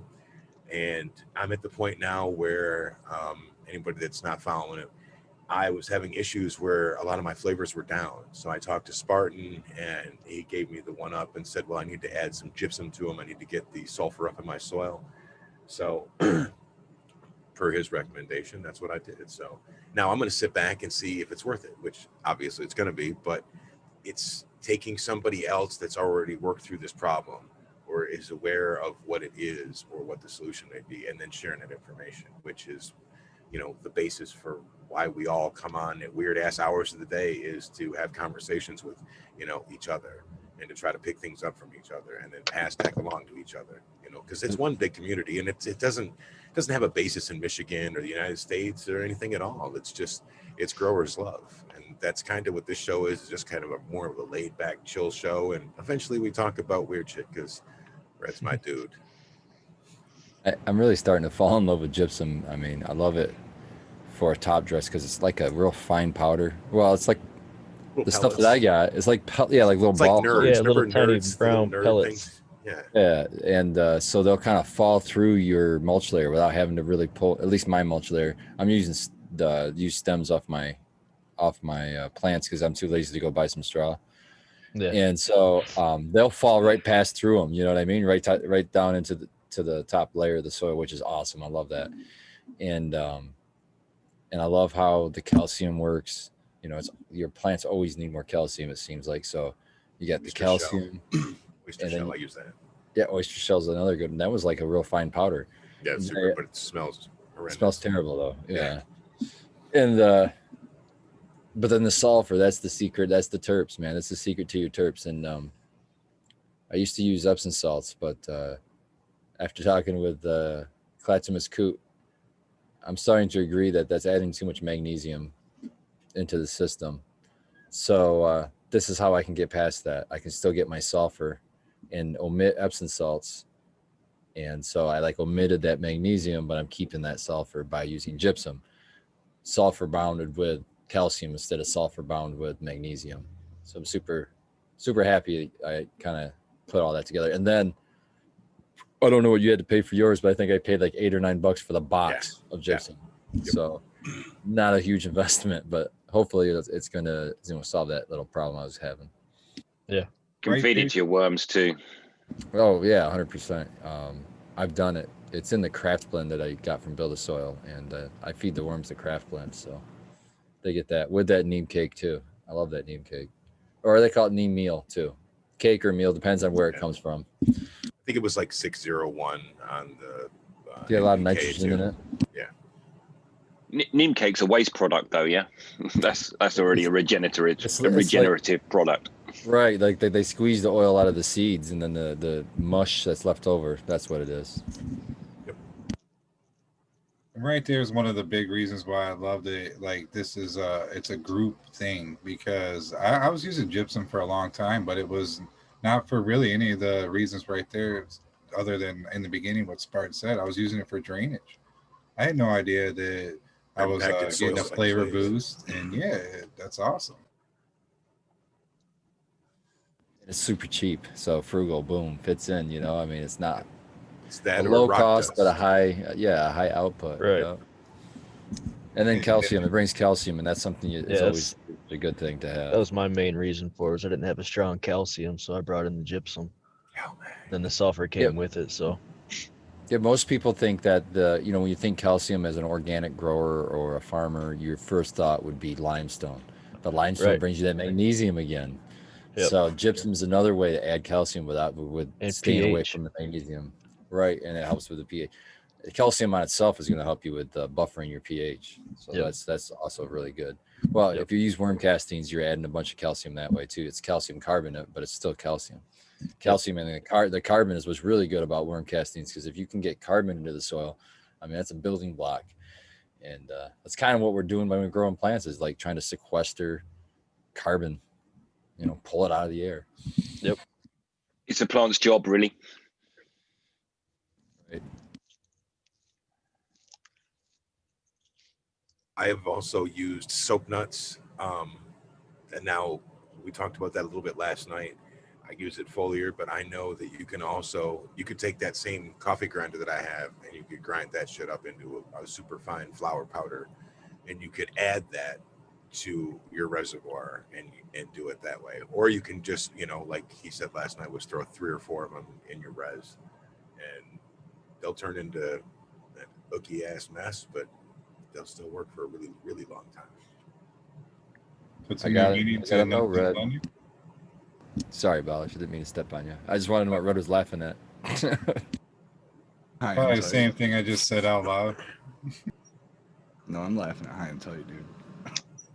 He said he's got all the supplies to make a sandwich out on his couch and his Oh, chain. yeah. It's a fucking kitchen. Yeah, Yeah, that's they awesome. know how to party. Sounds like my type of evening. I was gonna say wake and bake, but it's not a wake and bake. Evening bake, I suppose. Night bake. It's always a Yeah. wake and bake. I think I've accepted that I'm becoming an older person because we busted ass at work today. I got home early, like 2 hours early from work. Normally, my mind is like, okay, what can I get caught up on? And, what am I going to do? What I ended up doing was laying on the couch where my dogs jumped on me. It was so warm. I just, boom, was out. And I woke up like 2 hours later. And it was like the time that I normally get home from work. And I'm like, well, shit, now I got to run around and do everything. Just because my old ass needed some sleep, I guess. No, it's just listening to your body, dude. It's a really, really powerful thing to do, man. Your dogs just dealt with that matter.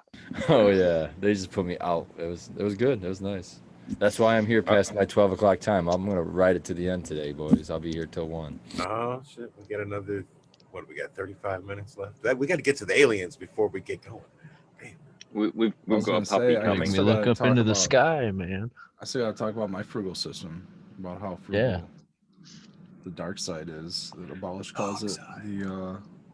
I mean, I use jacks, but I mean, I suppose you could use any 2-part, 3-part, whatever you want. I use it's basically a 2-part.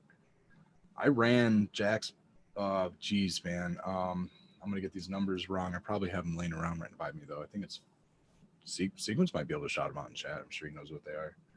15, 26. So, oh god, dude, I'm not gonna say them, or else I'm gonna get them wrong. Anyway, there's a base fertilizer and there's a calcium nitrate. That's part A, part B. I ran both of those for many years, solely just those two. So the base fertilizer has like, it's got phosphorus, potassium. It's got all your micros, most of your macros, except nitrogen. Your nitrogen is bound up in your calcium nitrate, which has your calcium, and I don't think anything else but nitrogen. I'm pretty sure it's just calcium and nitrogen. But in addition, there's a little bit of magnesium in the Jack's base, but not a lot. So you could add magnesium sulfate, which puts you into the Jack's 3-2-1 formula, which I currently use. A couple years ago, I only used the part A and the part B. I had successful results for a long, long time. I never really tried any other additives or microbes or anything like that. Nowadays, I'll use a little bit of Tribus here and there. I still haven't really experimented too much with recharge. I've only kind of inoculated my outdoor with some recharge, but I want to try using it in the indoor. So basically, all I use is 2-part Jacks and magnesium sulfate, Epsom salt. So I use 3 parts all year long, same ratios all the time. I give it a little more or a little less depending on what the plants need. And then I adjust the pH depending on the plant's life cycle. That's pretty frugal. Or what the plants need. I do that all day. Geez, man, I do that once a week. Okay, so also breaking down frugality, I suppose. What's your water, dude? I don't know, man. I'd have to sit here and do some math. It's about 100 gallons on 18 plants in about 6 to 7 days. Let's say 100 gallons. What is it? RO or well? RO. I mean, I could, but that's just taking it down to 0.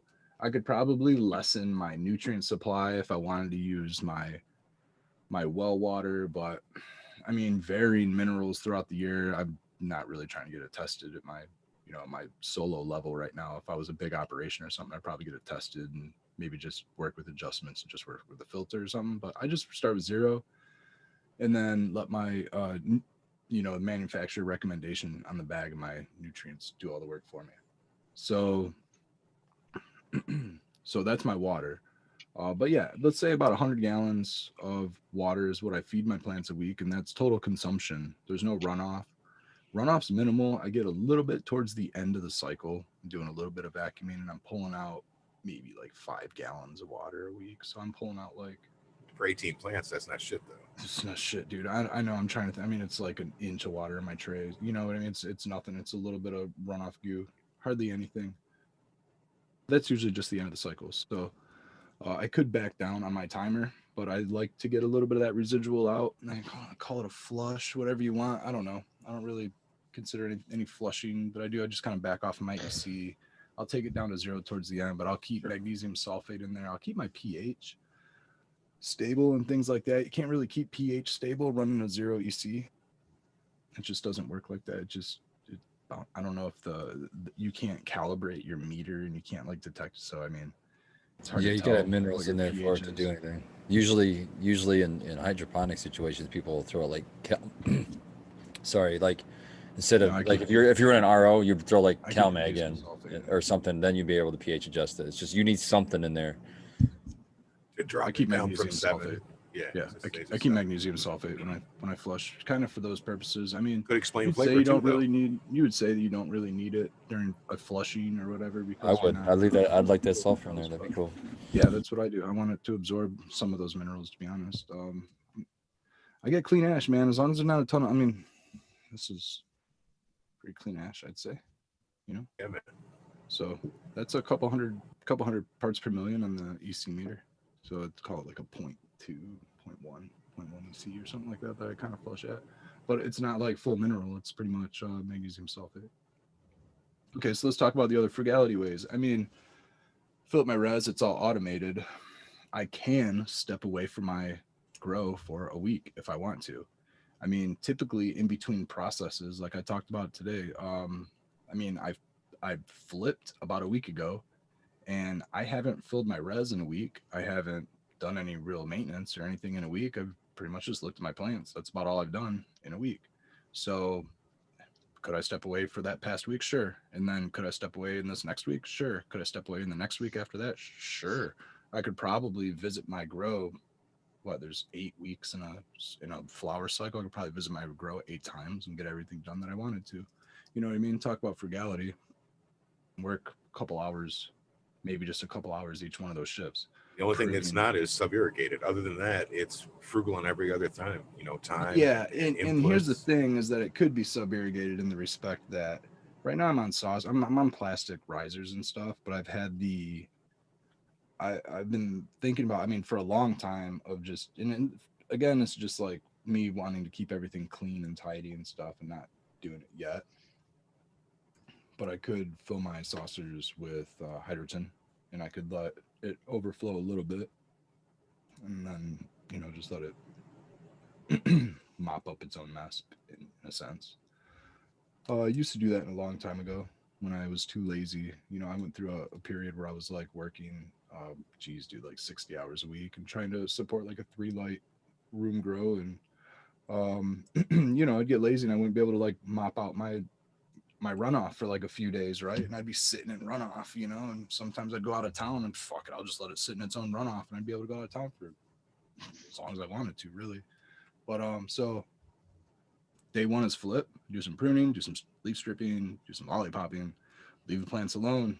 Come back a week later. Today I did a trellising, I did some more lollipopping, I did some more pruning. I'm probably not going to do anything. I'll do another leaf strip on day 14. That's in a week, or maybe on day 21, I'll throw on another trellis.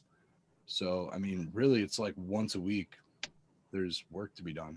So it's a very frugal system. You just set it up, turn on the automated timing system, let it rip, check on it every day, make sure that it doesn't have a failure of anything, of course.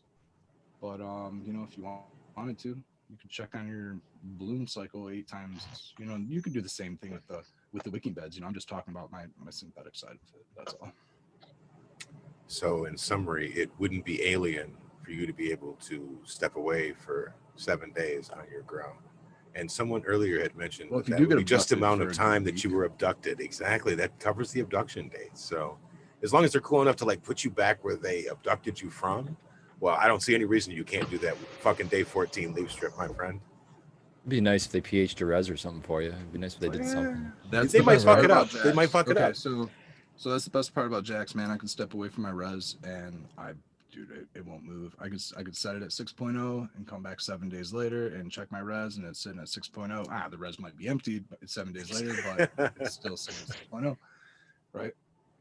Stepped Couldn't you away, just hook got up a probed. second? You could set up a second res. Then is what you're telling me. You could have two reses Okay, so and set up a check out my. timer. Yeah. Put Well, it on Frugal. what I actually do have is I have a master reservoir that I fill with RO water.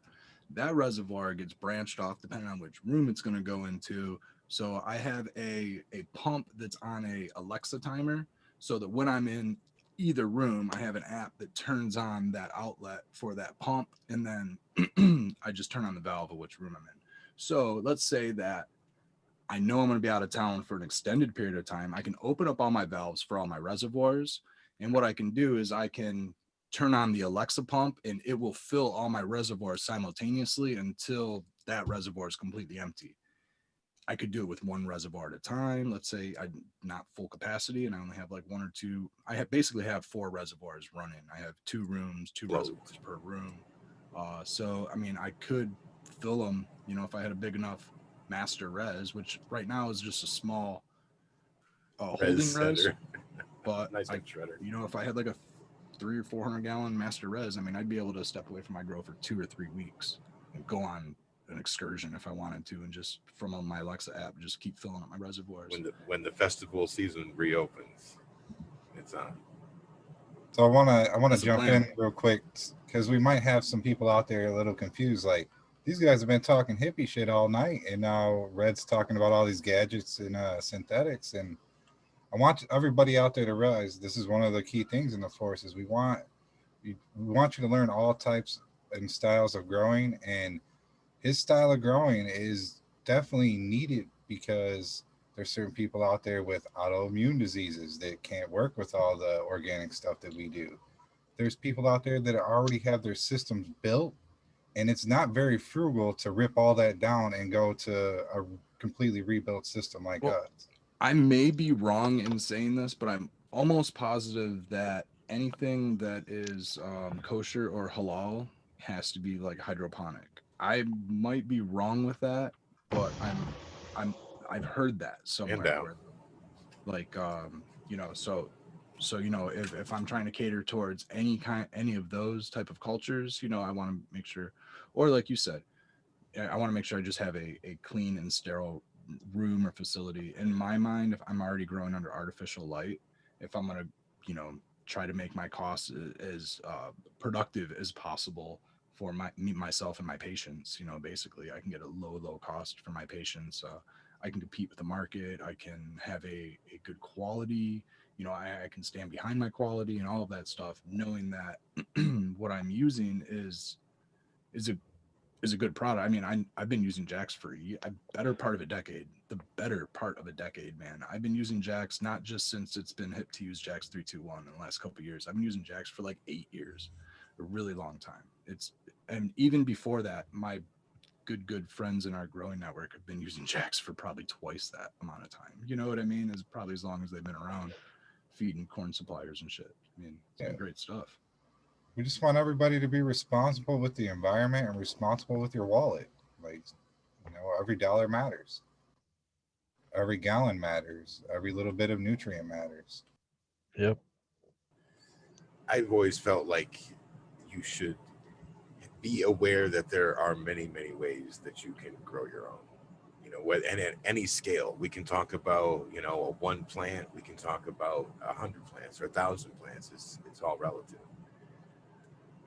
Red's over there dying.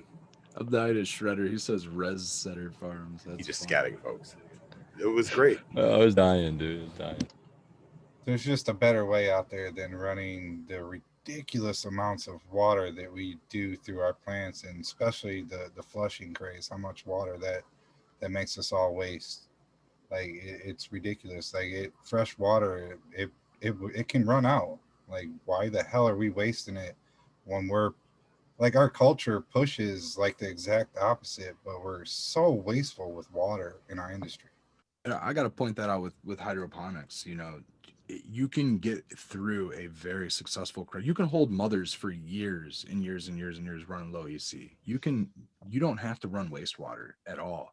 I've had mothers in the same pot for upwards of 12 months without running wastewater. I mean, without getting crazy calcium deposits all over my pots too. Lockouts and shit. In lockouts and shit. You know what I mean? It's very, very possible. It takes a long time to learn these processes. You really need to understand your plants. You really need to understand your EC, and you really have a good, you need to have a good water soluble fertilizer. I'm gonna call it fertilizer. You know, it's what you have to use if you're doing that kind of a method. But I mean, outdoors, I don't feed that stuff to the ground. You know what I mean? And that's the whole reason why I don't have a lot of runoff. You know, I'm not dumping it down my drain. I'm not putting it into the ground. I'm only putting it into the plants. I'm feeding the minerals to the plants that the plants require. They are base minerals. They are the carbon that the plant then is sequestering and then turns it into this excellent ganja that we consume.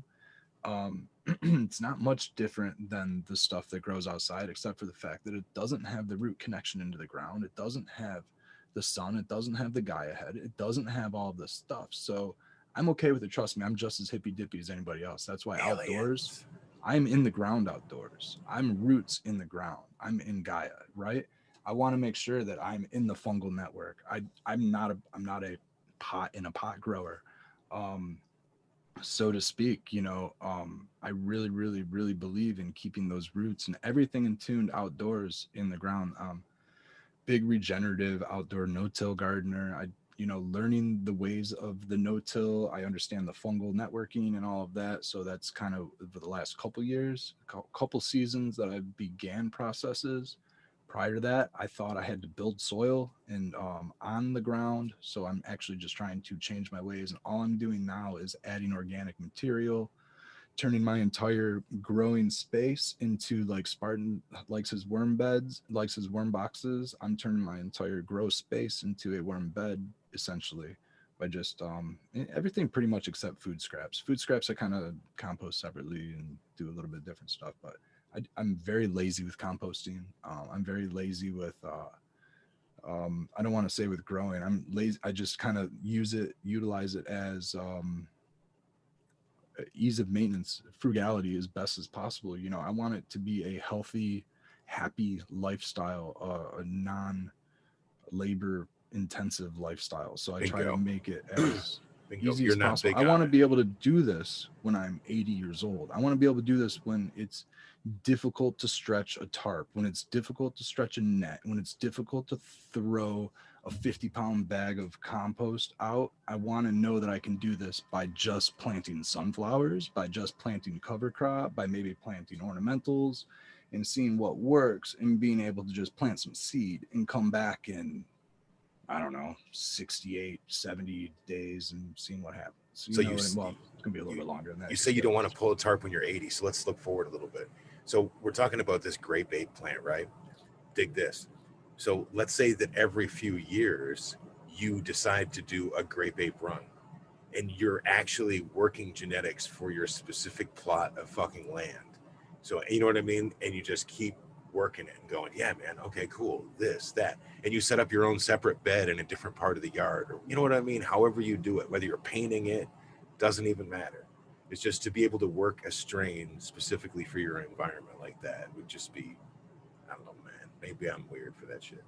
No, I dig it, man. And that's why like I'm really trying to just I grow like both ways, you know. I grow indoor, out, I grow synthetically and what I consider organically. I don't put fertilizer on my plant. I don't put Miracle Grow or anything like that in my garden.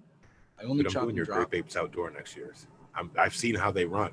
I'm gonna have to pop those next year for outdoor. They're beautiful. They are, the colas are at least twice as thick as what I've ever seen them indoors. What I've got right now, actually, I'm growing some in some jacks in a couple of pots, like just off in some like wood chips on like the side of the yard, right, in the side of the garden, and those are in pots, right, and they're not soil in pots, it's just cocoa in pots. And basically what it was, I had 4 extras that, like I said, I'm not going to grow them indoors anymore. And it was like late July. I'm just going to toss them outside. So I put them in like some 5-gallon cocoa pots. Didn't even fill them up all the way. You know, they're filled up like that, just enough to like, and I haven't even I fertilized them once. They went way yellow and I'm just letting them senesce off and just die at this point, right? Because I put them out there so late in, but they did flower. The colas are roughly about what they would normally get indoors, right? About the size of a golf ball, maybe no bigger. These suckers that are in the ground are like at least as big around as this ball. I mean, these things shit. are, yeah, they're like this, man. That's They're crazy huge. on a plant so short. We're talking about a plant that gets less than 4 feet tall. This And I is don't like a need to 3-footer. stake it. I don't need to stake it. I needed to stake one, but I think that's because Gerald did a diving board leap off of it to try to get to the sunflower. Gerald's my little baby squirrel that I have out there. You did some training on it early on, though. A lot of early Yeah, he was topping. Yeah, well, that's what I do. I always top. I'm not a bit. I've experimented. I've gone back and forth between super cropping. I mean, dude, I've done all kinds of different low stress, high stress techniques. I prefer to just top. I do lots of topping. Once one shoot gets a little taller than the others, I do a lot of topping, and especially in outdoors when you have the sun working to your advantage, you get a lot of shoots and they move fast. You get a lot of time to get a lot of topping in. And you're So I do shaving it the like- legs, too. Yeah, and I'm always pruning, and I don't ever do like hard prunes in any specific day. I do short prunes often.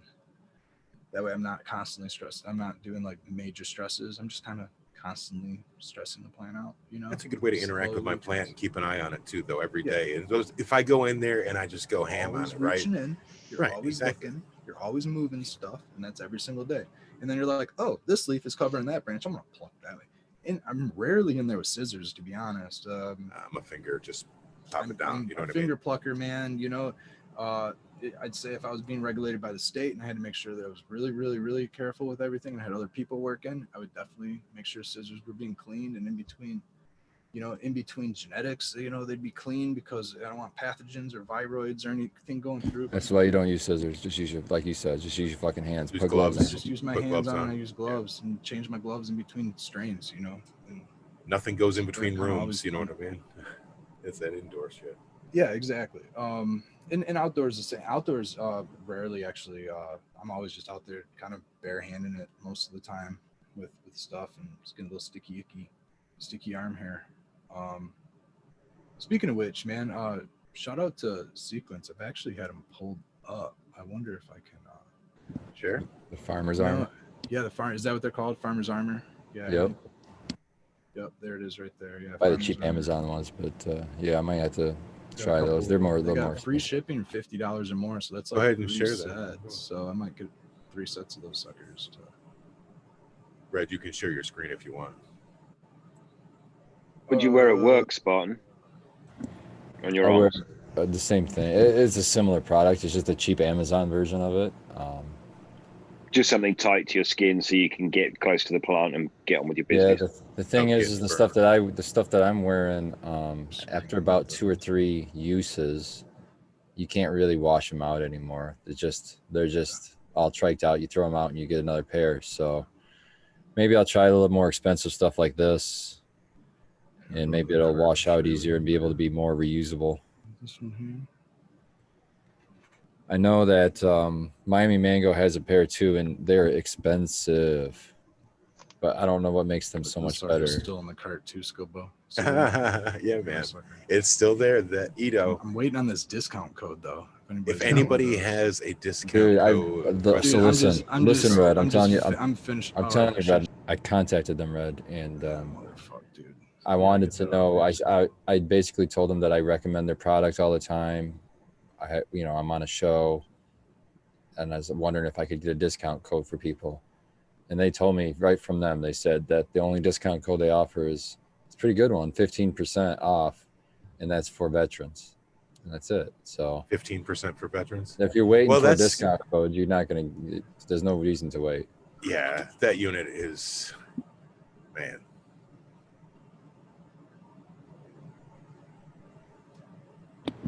That's a hard pull, though. That's just a lot of money, but it's worth it. So I can just tell you that. Just think of the amount of medicine that you're going to be able to make with that. Oh, I have to figure that out. Forkfuls for everyone.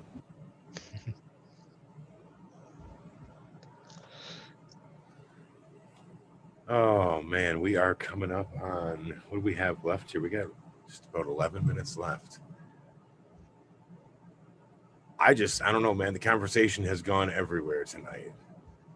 And I think that's kind of what I dig most about what you guys do on the Frugal Force. You all Talk. bring something a little bit different, you know. It's a different application. Biggest thing about the Frugal Force that we haven't really touched on is just the community of it. I guess I kind of alluded to it earlier about having multiple people trying different things, but there's also a community there, and I don't know. I think that's like the best part of it, honestly, where you know these are your friends, and you learn from each other and you enjoy it. It just makes it that much more enjoyable. So it's Yeah. like you have a team. It's like a team atmosphere more than you trying to do it all by yourself. So that's what's really attractive about it too. I think it's more accepting than what do you call it, dividing. Yeah, I definitely yeah. agree with that.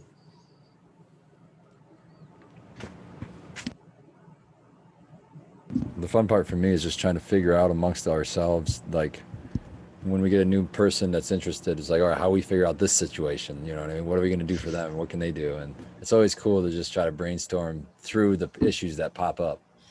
And what are they already doing that you can help them bring together into a system? You know, because sometimes money is a limiting factor in this. Yeah, I you think don't Abolish without brought it somebody- up. I don't think you've had, sorry, step on you like that again, but I think you brought it up before in a past show that I don't think you've ever had somebody who came into it and committed to it and then was unhappy at the end, or it didn't have a successful grow at least.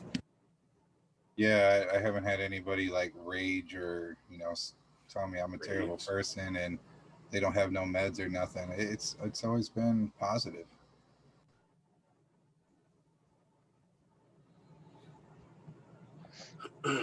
Really great community, like especially with I gotta say it, I gotta shout out the chat again from the premiere Saturday night. The love that they were giving us, it's just amazing. Like it added a lot of fuel to the gas tank. Like just wait, you guys haven't seen nothing. There's gonna be a ton of content coming. And what he means by being in the community is we just have it's just an Instagram message group, you know what I mean? And it's, you know, how do I get in this special group? You just get a hold of Abolish and say, hey, I want to be in the Frugal Force, and I'm committed on, you know, trying to do a grow and learn from you guys or whatever. And then we have a show on Saturday nights that airs. I say just watch the show on Saturday night and get in the chat. And if you have questions as you're watching along, if you guys, you know what I mean? You guys always get back with people. So, you know, ask away and then think about it, you know. And if you're not camera shy, we normally try to bring on at least one or two Padawans an episode because it's always good to hear the questions that a new person has or a new person to the system at least has, because we'll just glaze past those certain things. I think it would be really cool to, if we had a volunteer to do it, obviously, because it is ask a lot Do like to a do build out. Yeah. Yeah, or just to have some like a sponsored grow, like somebody says, all right, I'm going to do one, so let's follow along, and we can just check in every, you know, week or two and see how they're doing, kind of a thing, if they're willing to show their garden. That would be kind of a dream thing to do, but yeah, that would be really awesome. Miss D would be good for that, maybe. Yeah, Miss D would be excellent for that if she wanted to. I don't know if she's in chat. I haven't seen her, but she does do some YouTube stuff already, and she's got that big 5x5 tent. I'll have to talk to her about it because I hit her up last week. We're gonna set up a sesh here soon because we're really close to each other. Oh, neat. Yeah, I reckon that might be a good hookup.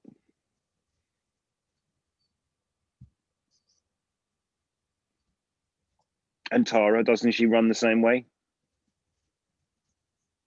I'm not sure if Tara's doing it or not. Yeah, I don't know if she's got a sip grow or not. I don't. No, I don't think she does. she uses a pump sprayer to water, Yeah. like a Chapman. Yeah. For Soon. now. She'll come round. Yeah. So They we all didn't- do. We didn't hit on the force at all really tonight. Like some of those things that we believe in with it, like with once you build your system, we don't want to disturb it because we believe that you're building a certain intelligence in there. And like consistency is a big thing in a system. Like if you're going to be lazy and just use straight tap water into your wicking bed, always do that. Don't switch it up and use RO sometimes use tap, sometimes use dechlorinated. Stick to one thing. You're training trillions of different living creatures in there and the plant itself to perform the way you want. And if you're mixing it up all the time, they're going to be confused. Biointelligence. I really believe that. Aliens. I really believe that, like, when it comes to growing, the path of the least resistance is usually the best. Like, don't try to Say resistance is futile. yeah, well, just don't try to force an environment that you're gonna, go broke trying to get to. Do what you can do and then adjust to that. You know what I mean? Just try to work with what you're getting. For example, anyway. for me, the humidity is way harder for me to control than temperature. I can control temperature really easy, it seems. So if I'm looking at, for example, if I'm trying to screw around with vapor pressure deficit, I'm going to hold the humidity that I can hold and then adjust my temperature for that, because I know I can control the temperature. It's the humidity that's tougher, because I don't have, that sealed room. I don't have a commercial Another reason everyone's sealed dehumidifier. room. Yep. So so that kind of thing too is don't force things. It's kind of like the force or nature is like, go with what it gives you, or Bruce Lee said, be like water. It's kind of like a mentality. It's like, adapt to your situation. Don't try to force things. Yeah, you gotta be fluid. I agree, man. I'm in the same boat, because even though I use a commercial dehumidifier, I wasn't gonna, like, I couldn't invest in a $2,000 like Quest or anything. So I'm running what I was able to afford. It's still a 190 pint. I mean, it's a workhorse, it's a Ideal Air 190 pint. I still have a 5-ton air conditioner that pulls a ton of water out of the air. My humidity still can max out and get way up there during off light cycle hours. Like, as soon as the lights go off and it peaks, I mean, it'll get 70-80%. I have to mitigate with heat. I got to use my temperatures, man. I got to bump my heats up. You just look at that once I saw that VPD chart, and thankfully I saw that VPD chart, and that was kind of like the information was being learned and gone around, at least community wise, while I was just before I was engineering my room. So I was able to figure out what I really needed to do. And it wasn't necessarily that I needed to pull my humidity down. I didn't need to run 50% humidity. I just needed to be able to maintain my temperatures optimally, And what are we doing there? We're stopping those spores from sort of procreating and being able to spread out. Yeah, the heat, it just stops them being able to do that. Yeah, even if it's wet. That's what the VPD thing's about. Yeah, you adjust for heat. Then you bring in the heat, and at that higher temperature, it just won't germinate. It's like a dew point thing, basically. And it's been coming up loads on Instagram. Lots of people have been talking about it, and they're like, "Aren't you worried about mold? Aren't you worried about mold?" And it really isn't a thing. You're worried, yeah. Well, you're worried about the vectoring of the so like the dew point will happen during like the right conditions, and then that'll cause the water droplets, and then that'll be like the vector for the mold, because the mold's just there. I mean, it's there. The contaminations are in the room. They just have to have a pathway to get in, and usually it's the water and it's the pathway there. So you got to try to keep those microclimates adjusted, and at bay, get rid of microclimates, follow your VPD chart. But I mean, even within, you could follow your VPD chart and you could have sensors, we got little temperature sensors on your wall, right? That has nothing to do with your canopy. Get a temperature sensor in your canopy. So, what I actually have going is I have external, what are they? They're called remote sensors. You're trying to say. Well, it's a remote controller. Yeah, it's like basically, so the heater has its own like analog thermostat, which is awesome. And I do suggest trying to stay away from digital, because sometimes they don't turn on when they get like if your power goes on and off, you know what I mean? The wall plug gets unplugged and plugged back in, essentially, is what's going on with an external switch. Something digital might not turn on. You might actually have to push the button on the machine. So get something analog that you can keep on a dial set to an on, or in my case, 50% or whatever you want to set it at. And then I have a probe that I can put in my canopy. So whatever the temperature of my canopy or the humidity of my canopy will tell my appliance to turn on or off, rather than what the temperature is at the appliance, which in my case is at the ceiling. Heat rises, so the temperature at the ceiling is always going to be hot. My heater might never even go off because I got fans and shit that are on the walls just providing enough heat, that might just keep it off, right? But my canopy might be 10 degrees colder, being 5-6 feet below those heaters, right? And then that 10 degrees colder could be in that danger zone. Boom, all of a sudden I got powdery mildew. Why the hell do I have powdery mildew, man? My temperature is 75 degrees. No, it's 75 degrees on the wall at 6 feet head level, not at 3.5 feet down where your powdery mildew zone is. So the solution is fans, and that's where airflow. Lots of them.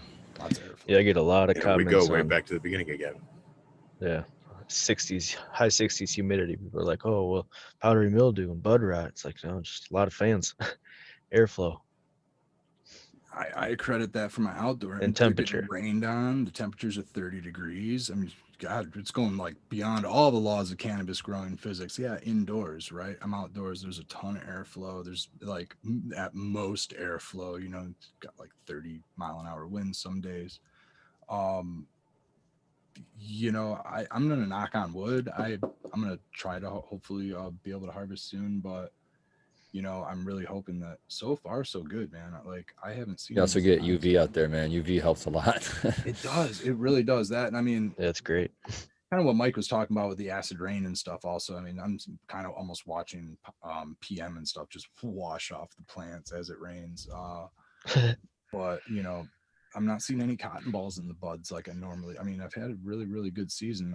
I'm thinking that it has a lot to do with the IPM methods that I'm using. It's just all natural. I'm not spraying anything on my plants, and I'm really, really cleaning up the leaves, and I'm really keeping the flowers, pulled apart. I'm not letting the flowers like touch each other. You know what I mean? I'm really trying to make sure that, because if I have two flowers leaning on each other, there's a vector for a microclimate right there in between right here, and that's usually where you're going to get a whole bunch of botrytis or whatever PM. And that's out indoor. Your genetics are getting more used to it. Is that a thing? Well, I was kind of selected from last year's. Like I realized that specifically, I'm like talking about a lot of the grape ape. Seen a little bit of PM on like the rainbow driver and some of these other hitters that are better indoors. But like again, it's nothing that's not manageable PM. I mean, it's little bits of PM I can kind of pluck off, get rid of the leaves. I mean, they're leaves I'm getting rid of anyways. You're not seeing it spread. Leaves, fortunately, and every now and then I'm getting a little bud that I got to get rid of because it's got sunflower shit in it, bird shit and stuff like that on it. So otherwise, getting rid of the sunflower heads is the only thing I got to do. I got to go out there, man. I got to shake sunflower shit off my plants, but I can't do that when they're wet. I don't like shaking my plants when they're wet. I've talked about that a lot of times. I don't know if I think I talked about it last week, so I'm not even going to talk about it. Just don't shake the plants. I just want to say this. It's 1:02 in the morning, and just like a good Frugal Force episode that always runs a little bit long, I'm talking. Here we are. I'm talking. Baby, come back. I'm talking. All right, I tried. But I'm rolling my joint, man. Look. This has been sitting on my lap for hours. That's how it is. It takes right Breaking over up half weed hour to and get it, talking man. away. I broke this up before hash time. That's how you know it's good. But I just want to say that I really, really do enjoy watching Frugal Force Saturday nights. It comes on at 8 o'clock. Make sure you guys are subscribed to the channel so that you can get notifications when you turn them on and check these guys out. This is not the full council man down. Somebody was so good until the very end. Who's the guilty one? Drop my lighter. Fail. All this time. So, Narwhal, you still with us? Narwhal, can you hear me? No. Oh, he's sleeping. He's gone. We got him, folks. Dabtastic. It's coma guy right now. Oh my God. Sitting in his chair. That's good. That's what we want. We said to be able to unwind at the end of the show, and it looks like we got him perfect. So I'm going to throw it to Porch Farmer first. Do you want to do some shout outs and tell them where they can find you? You can find me on Instagram at Porch Farmer, and I'd like to shout you out for inviting me onto the show. Yeah, shout out to Abolish for setting up this whole thing, and the Michigan Bros Grow Show for teaching me all kinds of stuff. It's a good time. Green 13. Yeah, big love, Skillbo and Red, for letting us come and crash the party. We're a rowdy bunch, but yeah, great fun, really good. Thank you very much, really cool. Frugal Force Saturday night. Be there, be square. Abolished. I want to say thanks to everybody that came and hung out tonight in the chat. It was I always say that even though like the Frugal Force is my show or whatever, the Late Sesh is my favorite show to watch out there. I enjoy the hell out of it. It's the perfect time, Monday nights at 11. And other than that, I want to thank the council for sure for showing up every week, and definitely like I don't want to let too much out there, but like the extra stuff that you guys have been putting in the work to do and what you're gonna do here in the future, like I really appreciate that, and the community is gonna really appreciate that, and I hope you get 10 times as much love as I do, back for what you guys are doing, because these guys right here on the council, y'all, none of it would be possible without them. Like I wouldn't have the motivation to go and do all this. Like these guys, they're awesome. Other than that, may the Frugal Force be with you. Cheers, Abolished. Spartan. I'm Spartan Grown. You can find me on Instagram, Spartan Grown, all one word. And yeah, I kind of just echo the same thing. There's just I don't know, with all the stuff that's been going on lately and everything else, the best advice is just make sure you tell the people around you that you love them, because you never know when they'll be taken away. So do that, and everything you do it with passion, do it with love, and you can't go wrong. Growers Cheers. love. Cheers to that, brother. Talking about growers' love and passion, you are here longer than you have ever been. You've made it to the absolute end of the limit of the Late Sesh, and for that, sir, I applaud you. Red Setter Farm. We're Red spiritual Rooster. beings living a human experience, so grow with love. And With the light playing on him. yeah, you can find me at Red Setter Farm on Instagram. You can find my photography at Red Setter Farm on Instagram. And yeah, chat with me about aliens on Instagram. Cheers, everybody. Find me on Michigan Bros Grow Show on Sunday nights. And I want to give a huge shout out to Frugal Force. You can find me on the Frugal Force on Saturday nights with everybody at 8 p.m. So thank you all very much for coming on and hanging out and talking about how to be frugal with our lives, man, how we can get a chance to grow efficiently, effectively, be able to step away, have lives of our own, and also take care of our awesome ganja and our patients and our plants, and our gardens and our lives and everything, man. You guys are all really, really awesome. It was a great conversation. And cheers. Cheers to you all. Appreciate you. Thank you, chat. All you guys make me laugh. Good time. Dude, you rock. As always, I want to give a shout out to our partner, Easy Swap Pods. It's easyswappods.com. Code MBGS10. Make sure you go check them out. And I want to say thanks to all of you on the panel for coming through and making it just a little bit cooler. Chat, you guys always rock. So other than that, come through Thursday morning at 6 a.m. for Wake and Bake with the Groskis, or come back through on Saturday night to see these fine people and a few others. Other than that, check us out Sunday nights at 9 p.m. Eastern Time for the Bro Show Live, where you can see all the crew. Until next time, I'm Skillbo One. Be safe. One love.